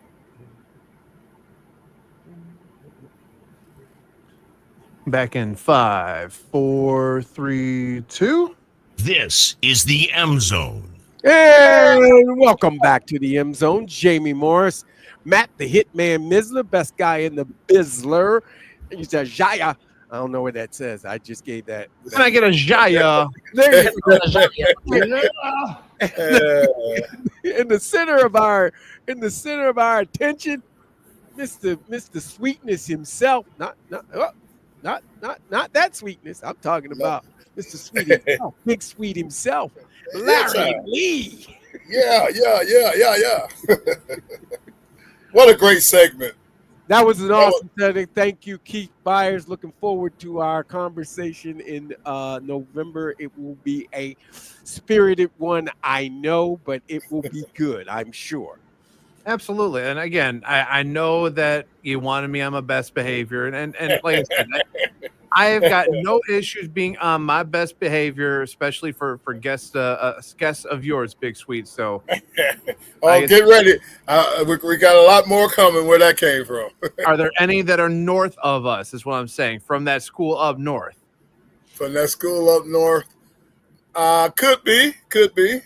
From the ones, as they say, they play at a woodshed? It could be. Oh, Could God. be. I'm going to have to make sure I got my Pepto in hand for that, if that's the case. There could be. You know, Big Sweet's pretty popular. I know it's a lot of folks now. So we're gonna have some good guests on over during the course of this show, man. Good guests from all, and I'm an Ohio boy, but I'm a UCLA guy, so I do have some West Coast peeps, that we're gonna have chiming in here real soon. Not just Ohio State guys or Michigan State guys. We're gonna get some USC guys, some UCLA guys. We might even get an Oregon or a Washington guy in here. Right. I can't let you guys just dominate me now. Can't let you punk. Can't let y'all punk me now. We ain't joking nobody. We just trying to make you part of the family, bro. Yeah. It is the M show. What did I sign up for, right? Hey, it's okay because you in the best state. It's all good, man. It's all good. But you heard Keith. He said he'd rather call it the Morris show. He don't want to say that word, man. He can't say it. I know. I'm surprised he didn't try to put a big old X on the screen at the same time. No, it's all nothing but love, mutual love and respect. No, it's great, and look, that was a great interview. It was how I knew that Michigan was going after that young man as soon as he said he confirmed that he's from Dayton, Ohio. And I know what Bo loved the state of Ohio. He went and pillaged Ohio all the time. I'm just saying, he went and got players. Keith is like 4 years behind me, and his freshman year in college was my rookie year in the NFL. So I wouldn't have played with him at Ohio State if I had gone there. But Keith was all world down in Dayton, and just a great guy. The basketball team he played on, they won the state in basketball, and you talking about a big old dude, man, able to dribble. He was like Charles Barkley, I guess. But Keith was just an exceptional athlete, and big guy for a running back. Keith every bit of when his playing days, every bit of 6'3", maybe 6'2 and a half, 6'3", maybe he had 240. that speed. He had that speed, yeah. dude. Big boy, I big mean, dude. he's a big dude, but I think he hurt his foot his senior year. Remember? Yeah. In college, he hurt his foot, and it was really bad. But dude, when you could hear him galloping coming down that field, yeah, I big boy. just watch and say, "Damn." We played for the same high school coach. Same coach, and he tells the story. We were all our high school coach is like 85 years old, so we had a little get together at the golf club in Dayton about 2 months ago. All the former athletes for our coach, and who happens to be in the Ohio Hall of Fame of football coach, high school football coaches. And man, we were all telling stories. And he told the story that one day Keith was a freshman, and Keith was a tight end. He wasn't a running back. And he said Keith ran this route in practice. And they dumped the ball off to him, and Keith turned a 5-yard dump pass into an 85-yard touchdown, and no one could touch him. He said, "I'm putting this big butt at running back," and look what happened. Heisman Trophy runner-up, college football Hall of Fame, everything as a running back. Big old running back too, big boy. He was something else, and Yeah, he was man. something else in the for the Philadelphia Eagles too. Yeah. Good. Let's see, Eagles, and then he went from there to the Dolphins. Dolphins, yep. And then the Patriots. He ended up with the Patriots. Yep, 3 teams. Yep. That's my little brother, man. Our families go way back, man, and he's just a class act. I love the camaraderie between all of this and Michigan and Ohio State. It's gonna be great. You heard the man talk about the rivalry and the game and everything like that. He knows. I'm so proud of Miz, man. I'm just really proud of Miz. He hung in there, man. He did it. Thanks. You did a great job, bro. You did. But like I said, Monday it all goes back to normal. Back to normal. Back on business, fam. Back on business. Speaking of normal, the phone lines are open. We're going to take phone calls 734-998-1050. I just want to know the question of the day. Who do you believe belongs to be in the NFL?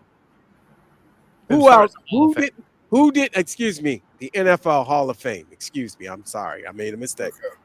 The NFL Hall of Fame. Who did the Hall of Fame miss? A professional athlete, football player, who's not in the Hall of Fame that should be. Who should be there?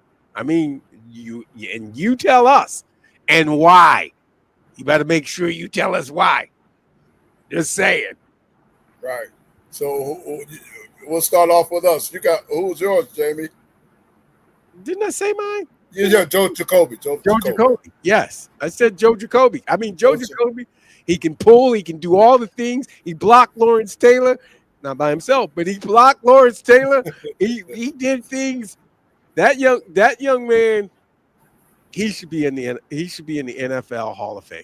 Mine is my crosstown rival, but Dennis Smith, right? Safety, Denver Broncos. That's mine. Miz? Yeah, I'm still on board with getting Jason Hansen into the Hall of Fame. Like I said, he personified Iron Man. Yeah. He only missed what? Did he only miss one game? I think. How many kickers are in the Hall of Fame? I don't think there's many. I think there's either one or two. I'm thinking Ray Guy got in. Yes, he did. He got in. Didn't Mortensen get in? No, that was college Hall of Fame. That was college. Let's see. The Pro Football Kicker Hall of Fame. See if I can. Oh, here we go. Great. You can look up Pro Football Hall of Fame. You can split it up by position and right. I like that. There's only 4 kickers, surprisingly. 4 kickers in the NFL Hall of Fame. Morton Anderson. Okay. From 82 to 07. Right. Then you had, even though he played quarterback at the time as well, George Blanda. Yeah, Blanda. Yep, Blanda. Raiders. Yep. Then you had, was it Jan Stenerud? Kansas City Chiefs. Kansas City Chiefs. And I mean, if you don't have this guy in the Hall of Fame, I'm pretty sure you don't have a trophy and or award named after him, Lou Groza. Yeah, that's true Yeah. too. Right. Which is surprising. I would have thought that was it Janikowski or a couple of other guys you would expect to be in the Hall of Fame, as Right. a place kicker, Oh, there's all kinds. Gary Anderson could be in the Yeah. Hall of Fame. I mean, you got all kinds of kickers that. I mean, there should be. Vinatieri. He should be in the Hall of Fame. Oh, there you go, Adam. Yeah, that's Adam Vinatieri, yeah. Think of all the great I think- kicks he's had. Super Bowl I think kicks. eventually, well, I don't know, his reputation is tarnished right now, but my man at the Ravens, he might get in at one day. No, he done. That's over. Yeah, he did. That's Yeah, over. No, he's cooked. Yeah, That's like you saying Ray Rice should be in the Hall of Fame. Right. Hey, You ain't wrong. You ain't wrong. I'm giving you a comparison. That's like saying, Right. "Hey, Ray Rice should be in the Hall of Fame," and somebody go, Right. "Get out of here." He was on board till recently. I'm just saying, you can mess it up, guys. They can mess it up, but once you get in, it's hard to get you out. Now let's see, punters. What's my man? Russell Erkslavin. Erksley, yeah. Punter. What's the one punter? Any punters, Miz? There's only one. Who? Well, he's also has an award named after him, at least at the college level. Who? Ray Guy. Ray Guy, exactly. Yeah, Ray Guy. Yeah. Yep, that's the only punter that's in the Hall of Fame. I'm trying to think, outside of the special teams position that you could possibly put in. I don't know. I mean, it's tough for me to kind of feel, like I said, I still would like to see Herman Moore go in, but again, I don't know if that's a great choice. I mean, yeah, the thing is, I just don't know if, based on resume stuff, you know what I mean? Because some people are very nitpicky when it comes to how their resume looks out. But I mean, this is a guy that was just a great guy for the city of Detroit as well, Yeah. Right. He was. I think the world of Herman. Worked with him and that whole thing. If we talk about the receiver position, he's gonna. I think he should get in one day. Larry Fitzgerald. Yes. Oh, Larry Fitzgerald. He should have got in on the first, but okay. Now they got to let him in now. Yeah. Is your boy Art Monk? Is Art Monk in the Hall? Art Monk is not in the Hall. He's getting his his jersey retired this year. I think it's the first game. Yeah, he might. That might be a consideration. That jersey being retired is going to help Art Monk. It's going to help him. It's gonna help. And I got another one. Now that I really think about it, Dennis Smith is my first one, but 1A, but 1B for me is Lomas Brown. Dude, really? Huh? That's shocking. Lomas is not in the Hall of Fame. I know Really? that. Yeah, 18 years. He's got the Super Bowl ring. He's got all of that. He's got all of Spain. Super Bowl, Right, left tackle, Lomas Brown. Brown should be in the Hall of Fame. He and Dennis 1A, 1B. The only reason why I remember that he wasn't in there is we were talking about earlier in the week about John Gruden being in town to watch the Detroit Lions get ready for the Hall of Fame game. Tell you what, he's getting ready for it. And when he was chatting with some of the members of the media, that's when Lomas come up during the practice, and he's like, "This guy right here, Lomas Brown, man, you got to get this guy in the Hall of Fame. I'll tell you what, man, this is the heck of a guy. Not just an all-around player, but just an outstanding, sweet guy right here. I'll tell you what." Well, I'd like to thank you, Coach, for that acknowledgement. Maybe one day I'll get in, Coach. I don't know, but it's not up to me. It's up to the fans. And I thank you, Coach. You were one of the best coaches I worked for. Yes, sir.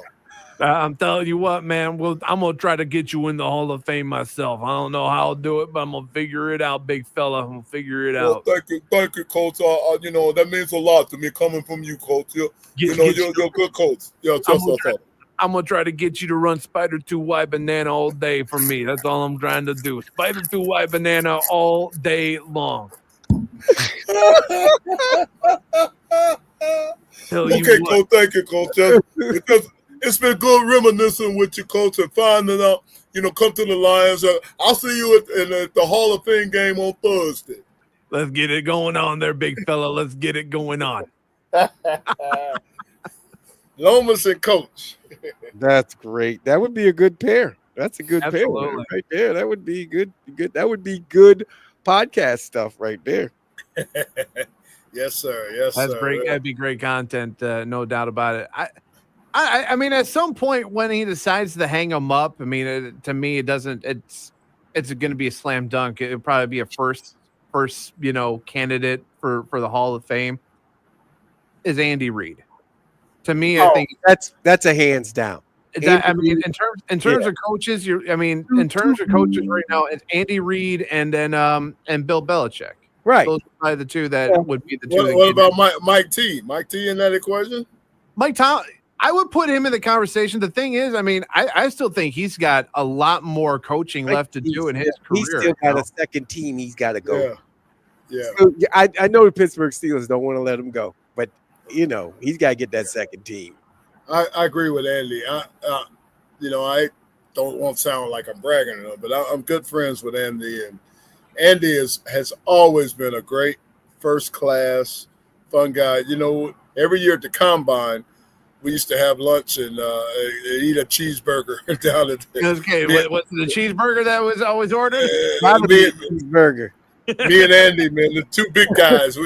Ever since he was with the Packers, when he was an assistant coach at the Packers, man, whenever the Lions played the Packers, man, I'd talk to Andy at pregame on the field for a long time, and just a good man, good guy. I'll text Andy, congratulations for winning or whatever. Man, within 5 minutes, he's getting right back saying, hey, Larry, how you doing? Good, thanks. And good class act. Andy Reid, class act. Great guy. I think one, and I don't know, I don't think he's in yet because I'm kind of bringing up his profile right now.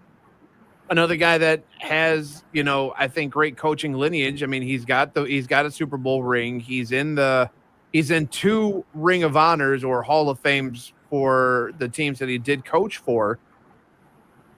And I think a lot of people kind of forget about Mike Holmgren. Yeah, you don't think about Mike Holmgren. I mean, you got the Green Bay Packers, and he if you think about it, he turned Seattle around too. Yeah, he turned them around.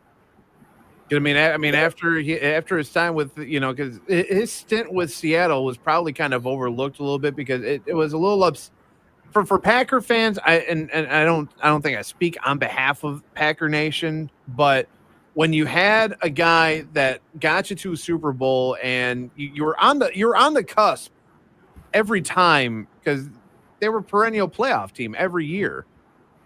But then he gets let go, in his final year in '98, and he joins the Seahawks in '99, and he got them some traction, in the postseason. Mm-hmm. But just again, kind of like how it was with Green Bay, you get there and you just kind of fall short just a little bit.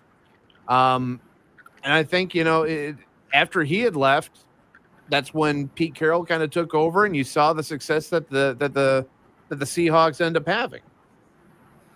Yeah, that Mike Holmgren. I could go for that. I could go with Mike Holmgren as a coach going in the Hall of Fame. Here we go the other side. The question: was Bill Cowher a Hall of Fame coach? Wow, wasn't he?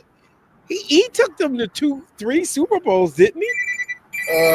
3. He went to 3. I know that he went to 3, and he won. He won what? What? 2 or 1? Yeah. And Mike's my guy. Bill, my guy. You know, I'm very close with the Steeler organization, but Yeah. I mean, he's done a good job. He's done a great job. he did. Yeah. Just He throwing it brought the Steelers back. He did bring the Steelers back when they were fading and Chuck Noll was going away. He brought them back to the glory days. He did get them back to the glory days. And they, you know, looking at today's sports, they've only had 3 head coaches in their history. Exactly. That's amazing, man. You know, it's incredible what they 3 head coaches in the history of the organization. That's telling you something about the Rooney family, man. They commit, man. When they commit, they go for it, and they're not wishy-washy. You know. No, they ain't let nobody go. Everybody's part of the system, so they're a part of it. So it's been great. It's been great for that. Another person probably. You know what? You know, Burt Jones needs to be. I know nobody's gonna know who Burt Jones is now. I know who Burt Jones. Yeah, I know you know who he is. I always say Burt Jones. He just got robbed. Hall of Famer. Yeah, because I think he got robbed because he got injured. And in those days they couldn't fix those shoulders. They couldn't fix the shoulders the way they do it now. Right. I mean, look, I know, and I'm gonna say this: Gale Sayers didn't have a long career, but he got into he was so magnificent running the ball in the ways that he did. They had to let him into the league. Well, that being the case, I can bring up one of my boys, Billy Sims. Yeah, you can bring him up. You can bring him up. Billy was short-lived, but those 4 years he played was tremendous. thanks to Big Sweet. No. No, you know, I got a nickname. I hate to tell our audience this and all that, but Billy gave me a nickname.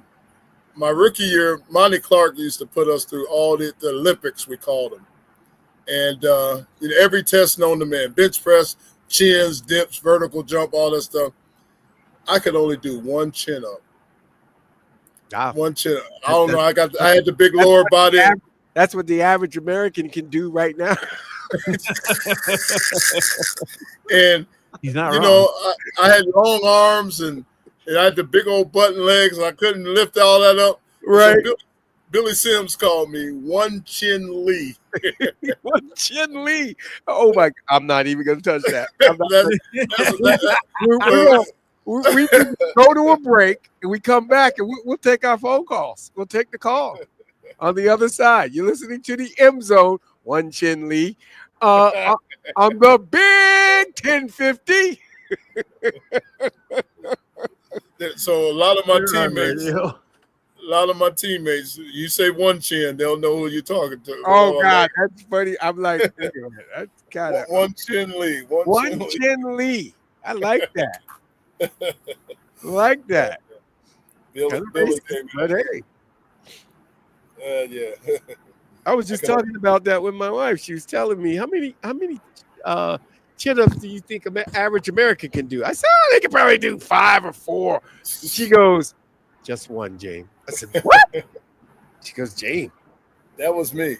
I could not do it. I had these long arms and I had big old button legs. These arms couldn't lift all that button legs. So I jumped up to get that one. I didn't pull up on that one. I jumped up. I got 9 yesterday. Did you? Yeah. I got 9. So I was feeling pretty good about myself and everybody else. I couldn't do one then, so I'll probably just hang there now. I probably couldn't even move in. Oh, hanging is good for you. Hanging is good. I got that I told you I got that vibrating thing. Yeah, and now I'm using that too now. Shaking the body. One Chin Lee. One Chin Lee. Billy Sims. I love Billy Sims when I was a kid, man. I did too, man.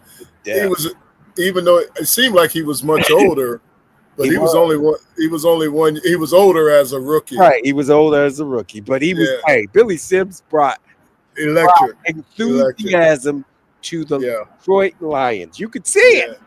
I mean, hey, Billy said we're gonna beat everybody, and he would jump over. He would jump over you. He would go through you. He would do anything.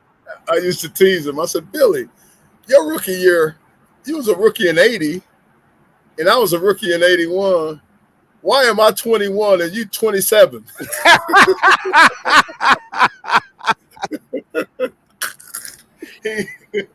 We used to laugh about that all the time. But that was my buddy, man. When Billy came down to Dayton with me a few times, man, spent the night in my mom's little house, you know, and hung out. And we went nightclubbing in Dayton. Billy, that was my boy, man. We called him the Night Rider because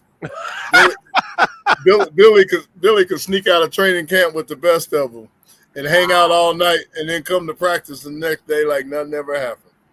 Wow. And then he started getting us all sneaking out with him. So we had a group called the Night Riders. Night Riders. And we snuck out of training camp. We had to sneak out. Billy walked out the front door. Wow. Yeah. He ran That was interference for you. Yeah, man. Yeah.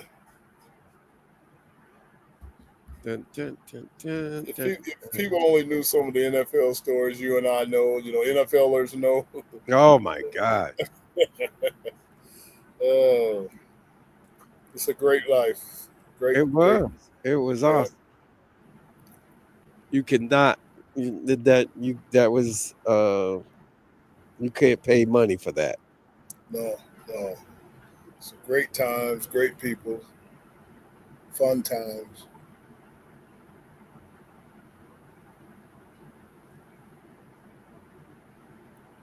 It's raining in Monroe. Is it raining in Ann Arbor? There's Dark right now, there's but an advisor. There's an advisory out some there. kind of rain coming through here soon. Yeah, there's an advisor out there. So it's probably headed your way. Mm. I hope it's come early and get it out the system, and then tomorrow will be a great day. That's what I'm hoping for too. Yeah.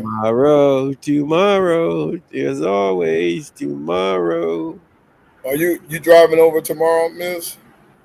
No, I'm gonna hold down shop up here. Oh, okay. Pray away. The summer come out tomorrow. Come on, tomorrow. Love you tomorrow. You're always a day away. All right, coming back from break here in a moment, guys. Radar. Oh man, you guys got it bad up there. I'm gonna take a picture and send that to y'all. Just as long as it don't come down like it did a couple days ago, where it flooded Right. out, 94 at Wayne. You know, that day that you went to go pick up. Oh, my 8-hour airport trip. I think they finally opened that up last night. See? Wow. Woo, that's a big old cell right there. Ain't got water the flowers. I know that.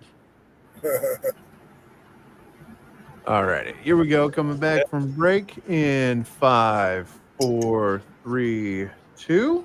This is the M Zone. And welcome back to the M Zone. Jamie Morris, Matt the Hitman Misler, best guy in the Bizzler, and you got the man, Big Sweet himself, Larry Lee.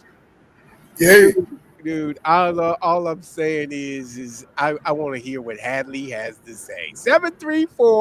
734-998-1050. Give us a call. Tell us who you think should be in the Hall of Fame, NFL Hall of Fame.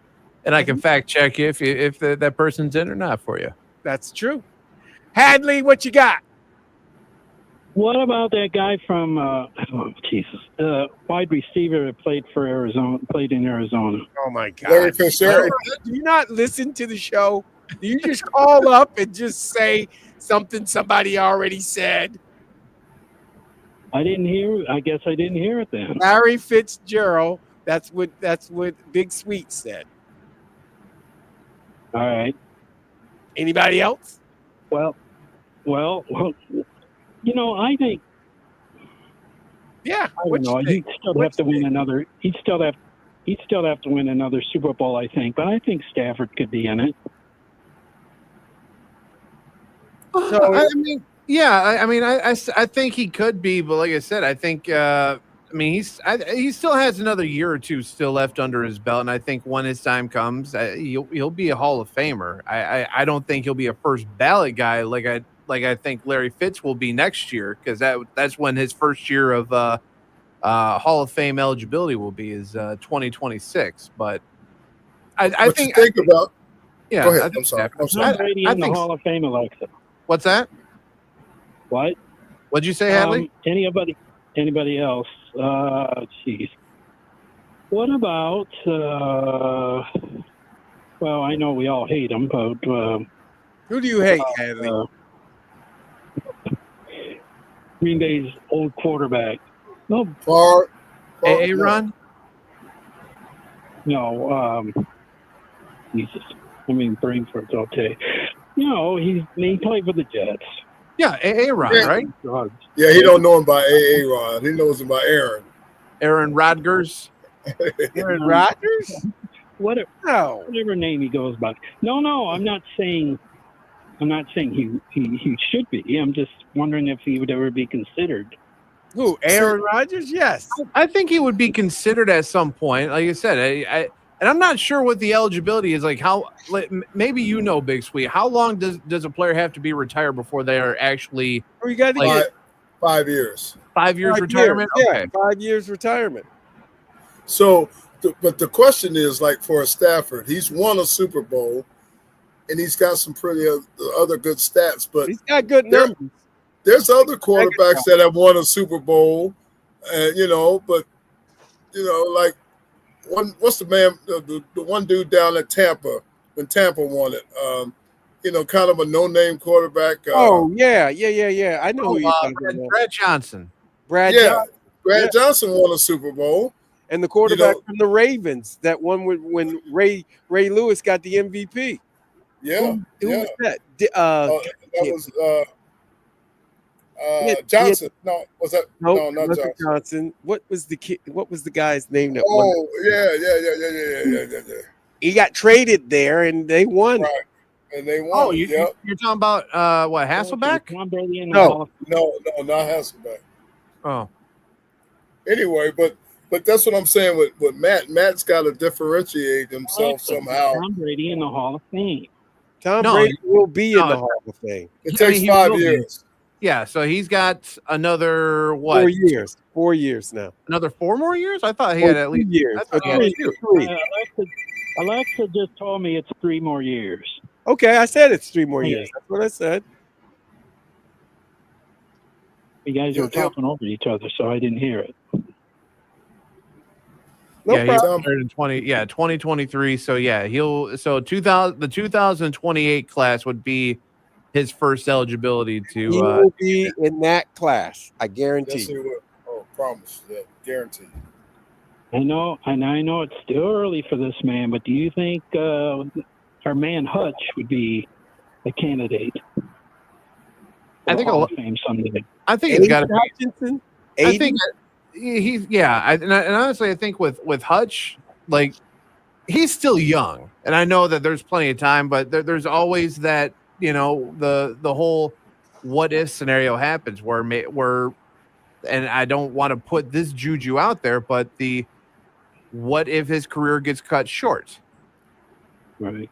And at that point, that's where you're like, well, he probably won't, but he will be a Michigan Hall of Famer. Ain't no doubt about that. No, he will be. No, that's a guarantee. But he's talking Hall of Fame, NFL Hall of Fame.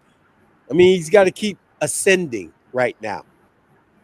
And everyone keeps talking about he's primed and ready to go because Brad Galley's been talking about how he's looking like Hutch of the past couple seasons on the practice field. So promising, Lions fans, promising.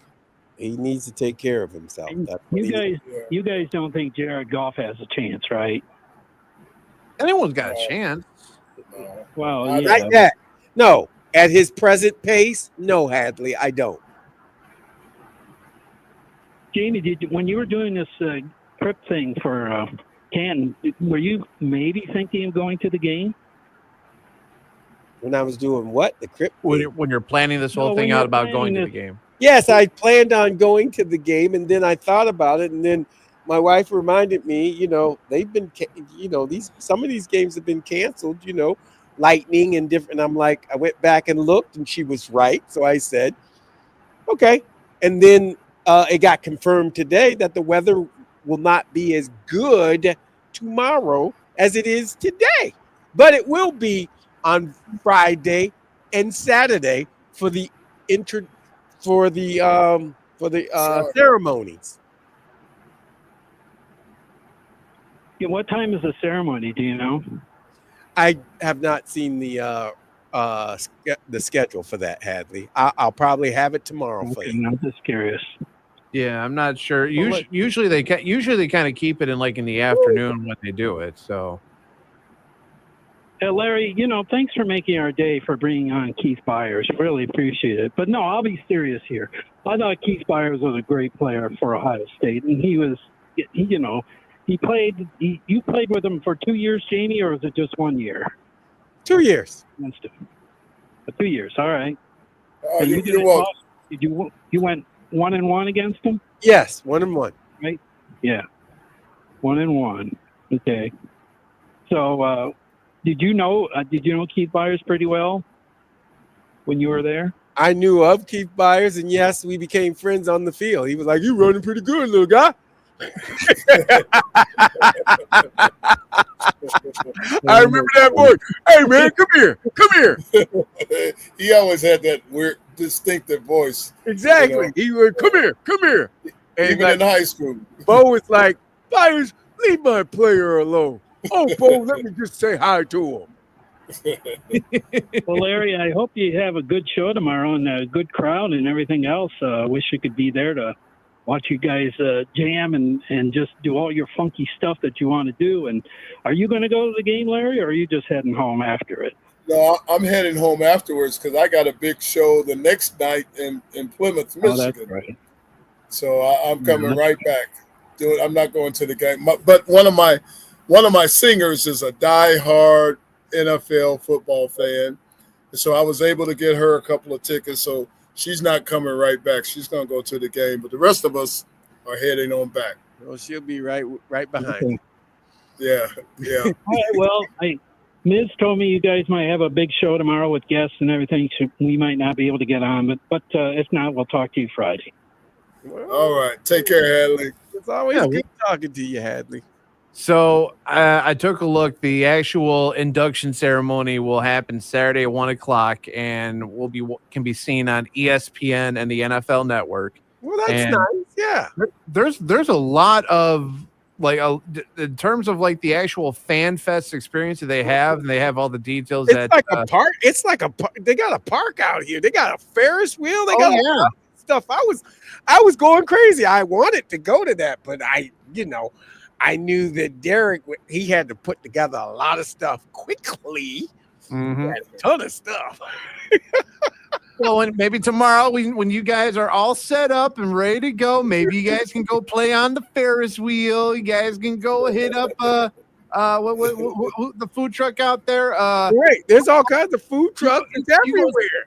You go see Uncle Bacon's barbecue, okay? And tell me how Uncle Bacon's barbecue is down there. Bacon's barbecue. Wow. That's what they're saying. All local food trucks that'll be out there. Tomorrow's Thursday. That's an eating day for me. Hey, there you go. Well, that's what they told me. Egos. That's what they told me with hiring the band. Eagle stuff. I had to do an Eagle cheer. Yeah, that's what they told me when they hired the band. They said, Larry, well, we're gonna have a green room by the stage, but there's a ton of trucks, and we'll get some meals for you guys from one or several of those trucks. I said, okay. Yeah, let's go get some meals from a ton of those trucks. Because a happy band is a fed band. That's your own key. That's right. That's right, man. Me and Can't Derek go up trying to there. figure out the meal today. Derek's over there working the restaurant. Where we going tonight? I said, where we going tonight, dog?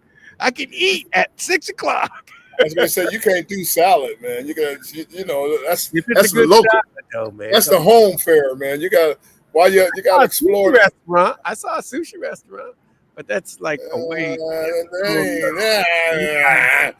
Miz, right? Thumbs down on the sushi. Damn, I'm not today. Come on, man. When you got Come local, on. listen, man. When you got local food trucks right outside Right, there, man. you know, There's no local food trucks out I today. want some sushi. Out there today. There's nothing going on. We got a plethora of I saw a brewery that may have some cheese curds and beer. Okay, now you're speaking my language. Now you're speaking my language. Right, cheese and Did beer. you say suds? Did you say suds? There you go. I'm just saying, there's all kinds of things, and you know, I'm away from the fam, so what they don't know, it sure do help me. I'll have an egg roll and some Perrier, please. There you go. Bougie it up, eh? Is that what we're I talking know, about? right, yeah. All I'm saying is we just having a good old time. That's all. Exactly. Me and the D man just having a good time. We gotta roll back. We got the amazing blue. I said we sticking out like we a red car. He's like, what? I said if we was a red car, they wouldn't even look at us. But we got amazing blue truck, and we driving around, and everybody's staring like, what the hell are they doing? That's what I loved about you and Keith, man. You and Keith, y'all got all the old sayings. Keith talking about, when you bleed, you don't bleed blue blood, do you? What the hell? That was great. That was great. So let me ask you guys a question, because I decided to look up to see some of the and mind you, this article was written by CBS last year, but they had the list of the top 20 players that are not in the Hall of Fame. And like I said, this is an article from last year, so it's not obviously updated, but I wanted to get your thoughts and see what, in terms of, you know, yay or nay, in terms of these guys being Hall of Famers. Are you guys ready? I'm old school, so remember. Go ahead. I know. A lot of them are kind of on the old school side. So we'll start with a guy that played for your former squad, Jamie. You probably were in the backfield for him at one point, maybe. Joe Theismann. I was not in Joe Theismann's backfield. He got hurt 2 years before I came out. But Joe Theismann, he's been to 2 Super Bowls. He won one and he lost one. So and he didn't move around a lot, but no, I don't think he should be in the Hall of Fame. What about you, Big Sweet? Yeah, I agree. No, Joe, solid, good quarterback. Yeah. But no, not a Hall of Famer. Okay, we'll stay at the quarterback position because they go 20-1. So that was the 20 guy. At 19, they've got Phil Simms. Phil Simms should be 79 to 93 with the Giants. Not many Super Bowls, but he's won championships. He had to put up with Bill Parcells. He had to put up with the start of something, which was the New York fans, because they destroyed Phil when he first got in. When he got drafted, I think he was from a small school, Kentucky, somewhere Kentucky. Yeah, and he got crushed, but he came and he delivered. He delivered the first Super Bowl for the New York Giants. So good for Phil Simms. I would say he was the benefactor of a great defense. He had a great defense, but that great defense played 4 years before Phil Simms could get his stuff together.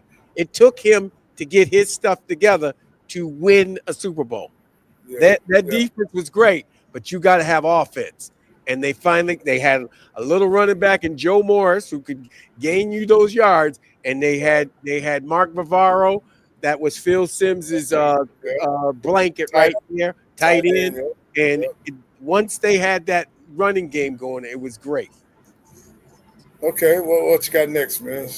Well, I did get it. We did get a comment in the chat from Derek, and he only put one name, not our Derek, but from Derek I Robb. said, Derek, what you sending in there? I'm trying to be nice. I know, but Derek Robb, he only put one name down, and I hope that if you're still watching, Derek, you can weigh in. It just says Trent.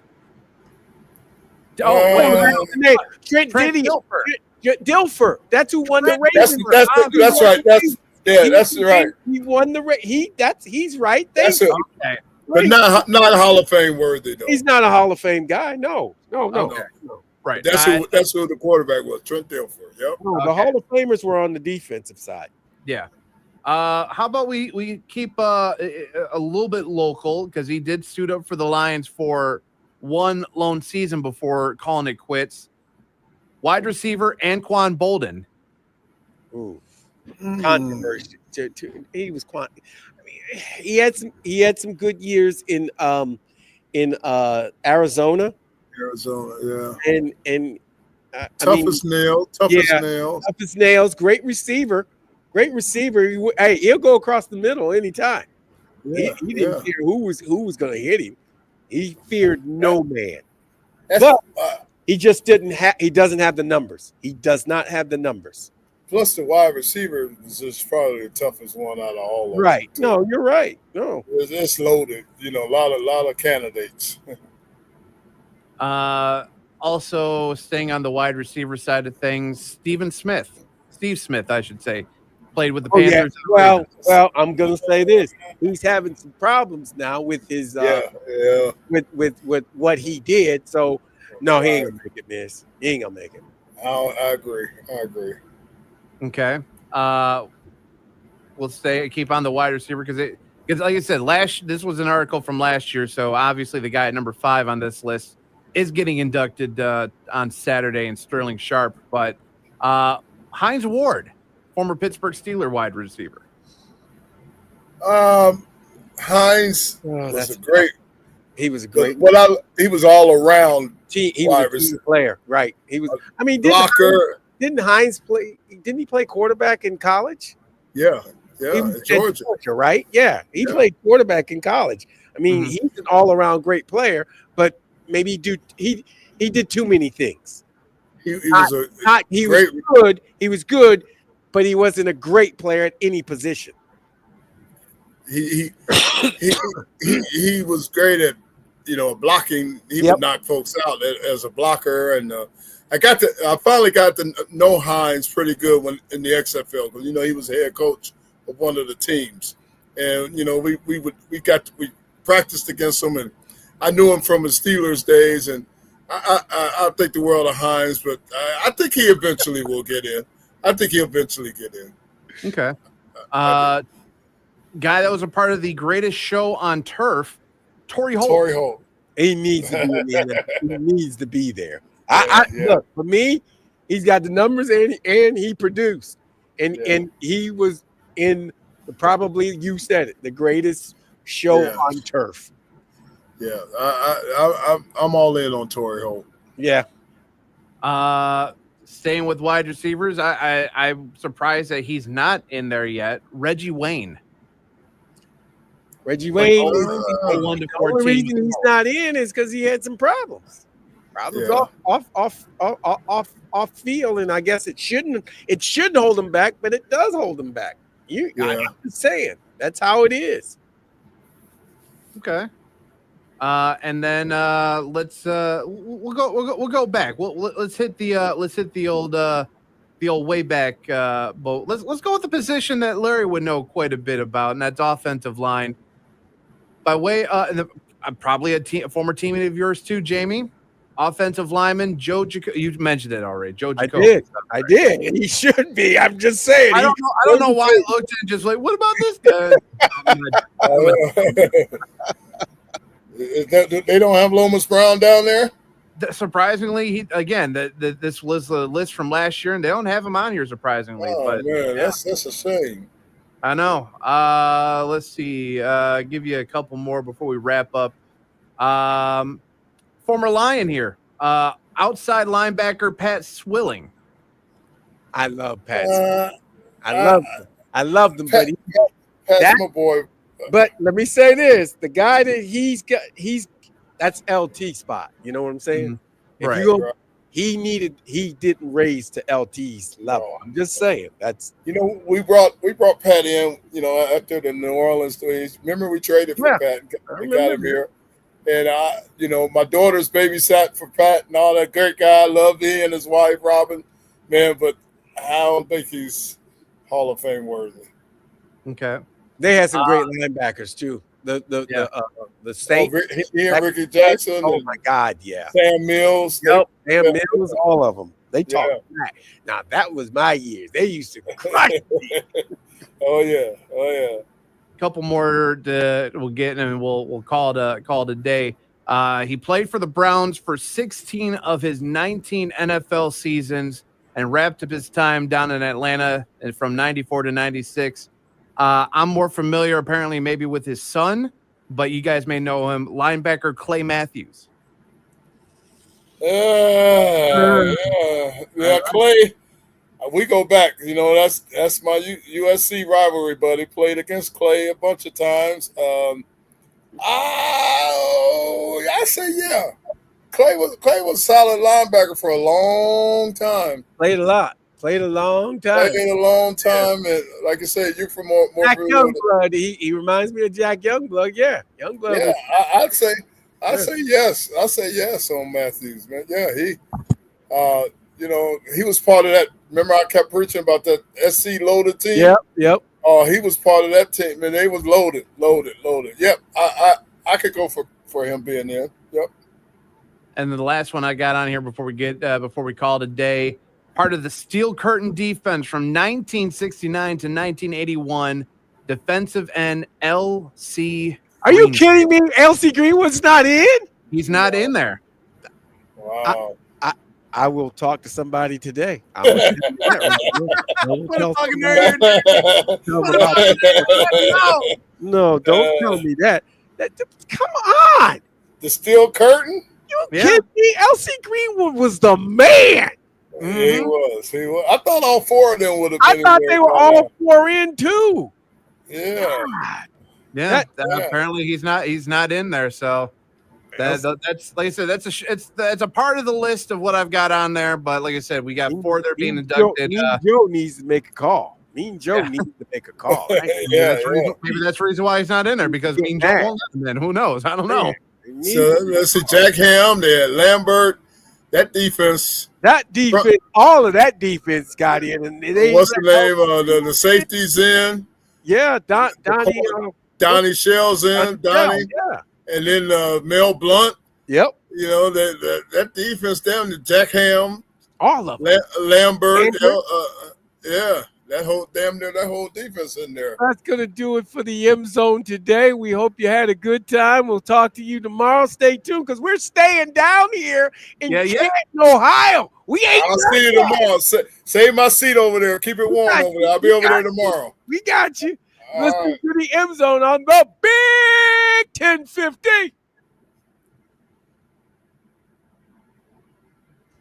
Clear on radio, clear on stream. Oh,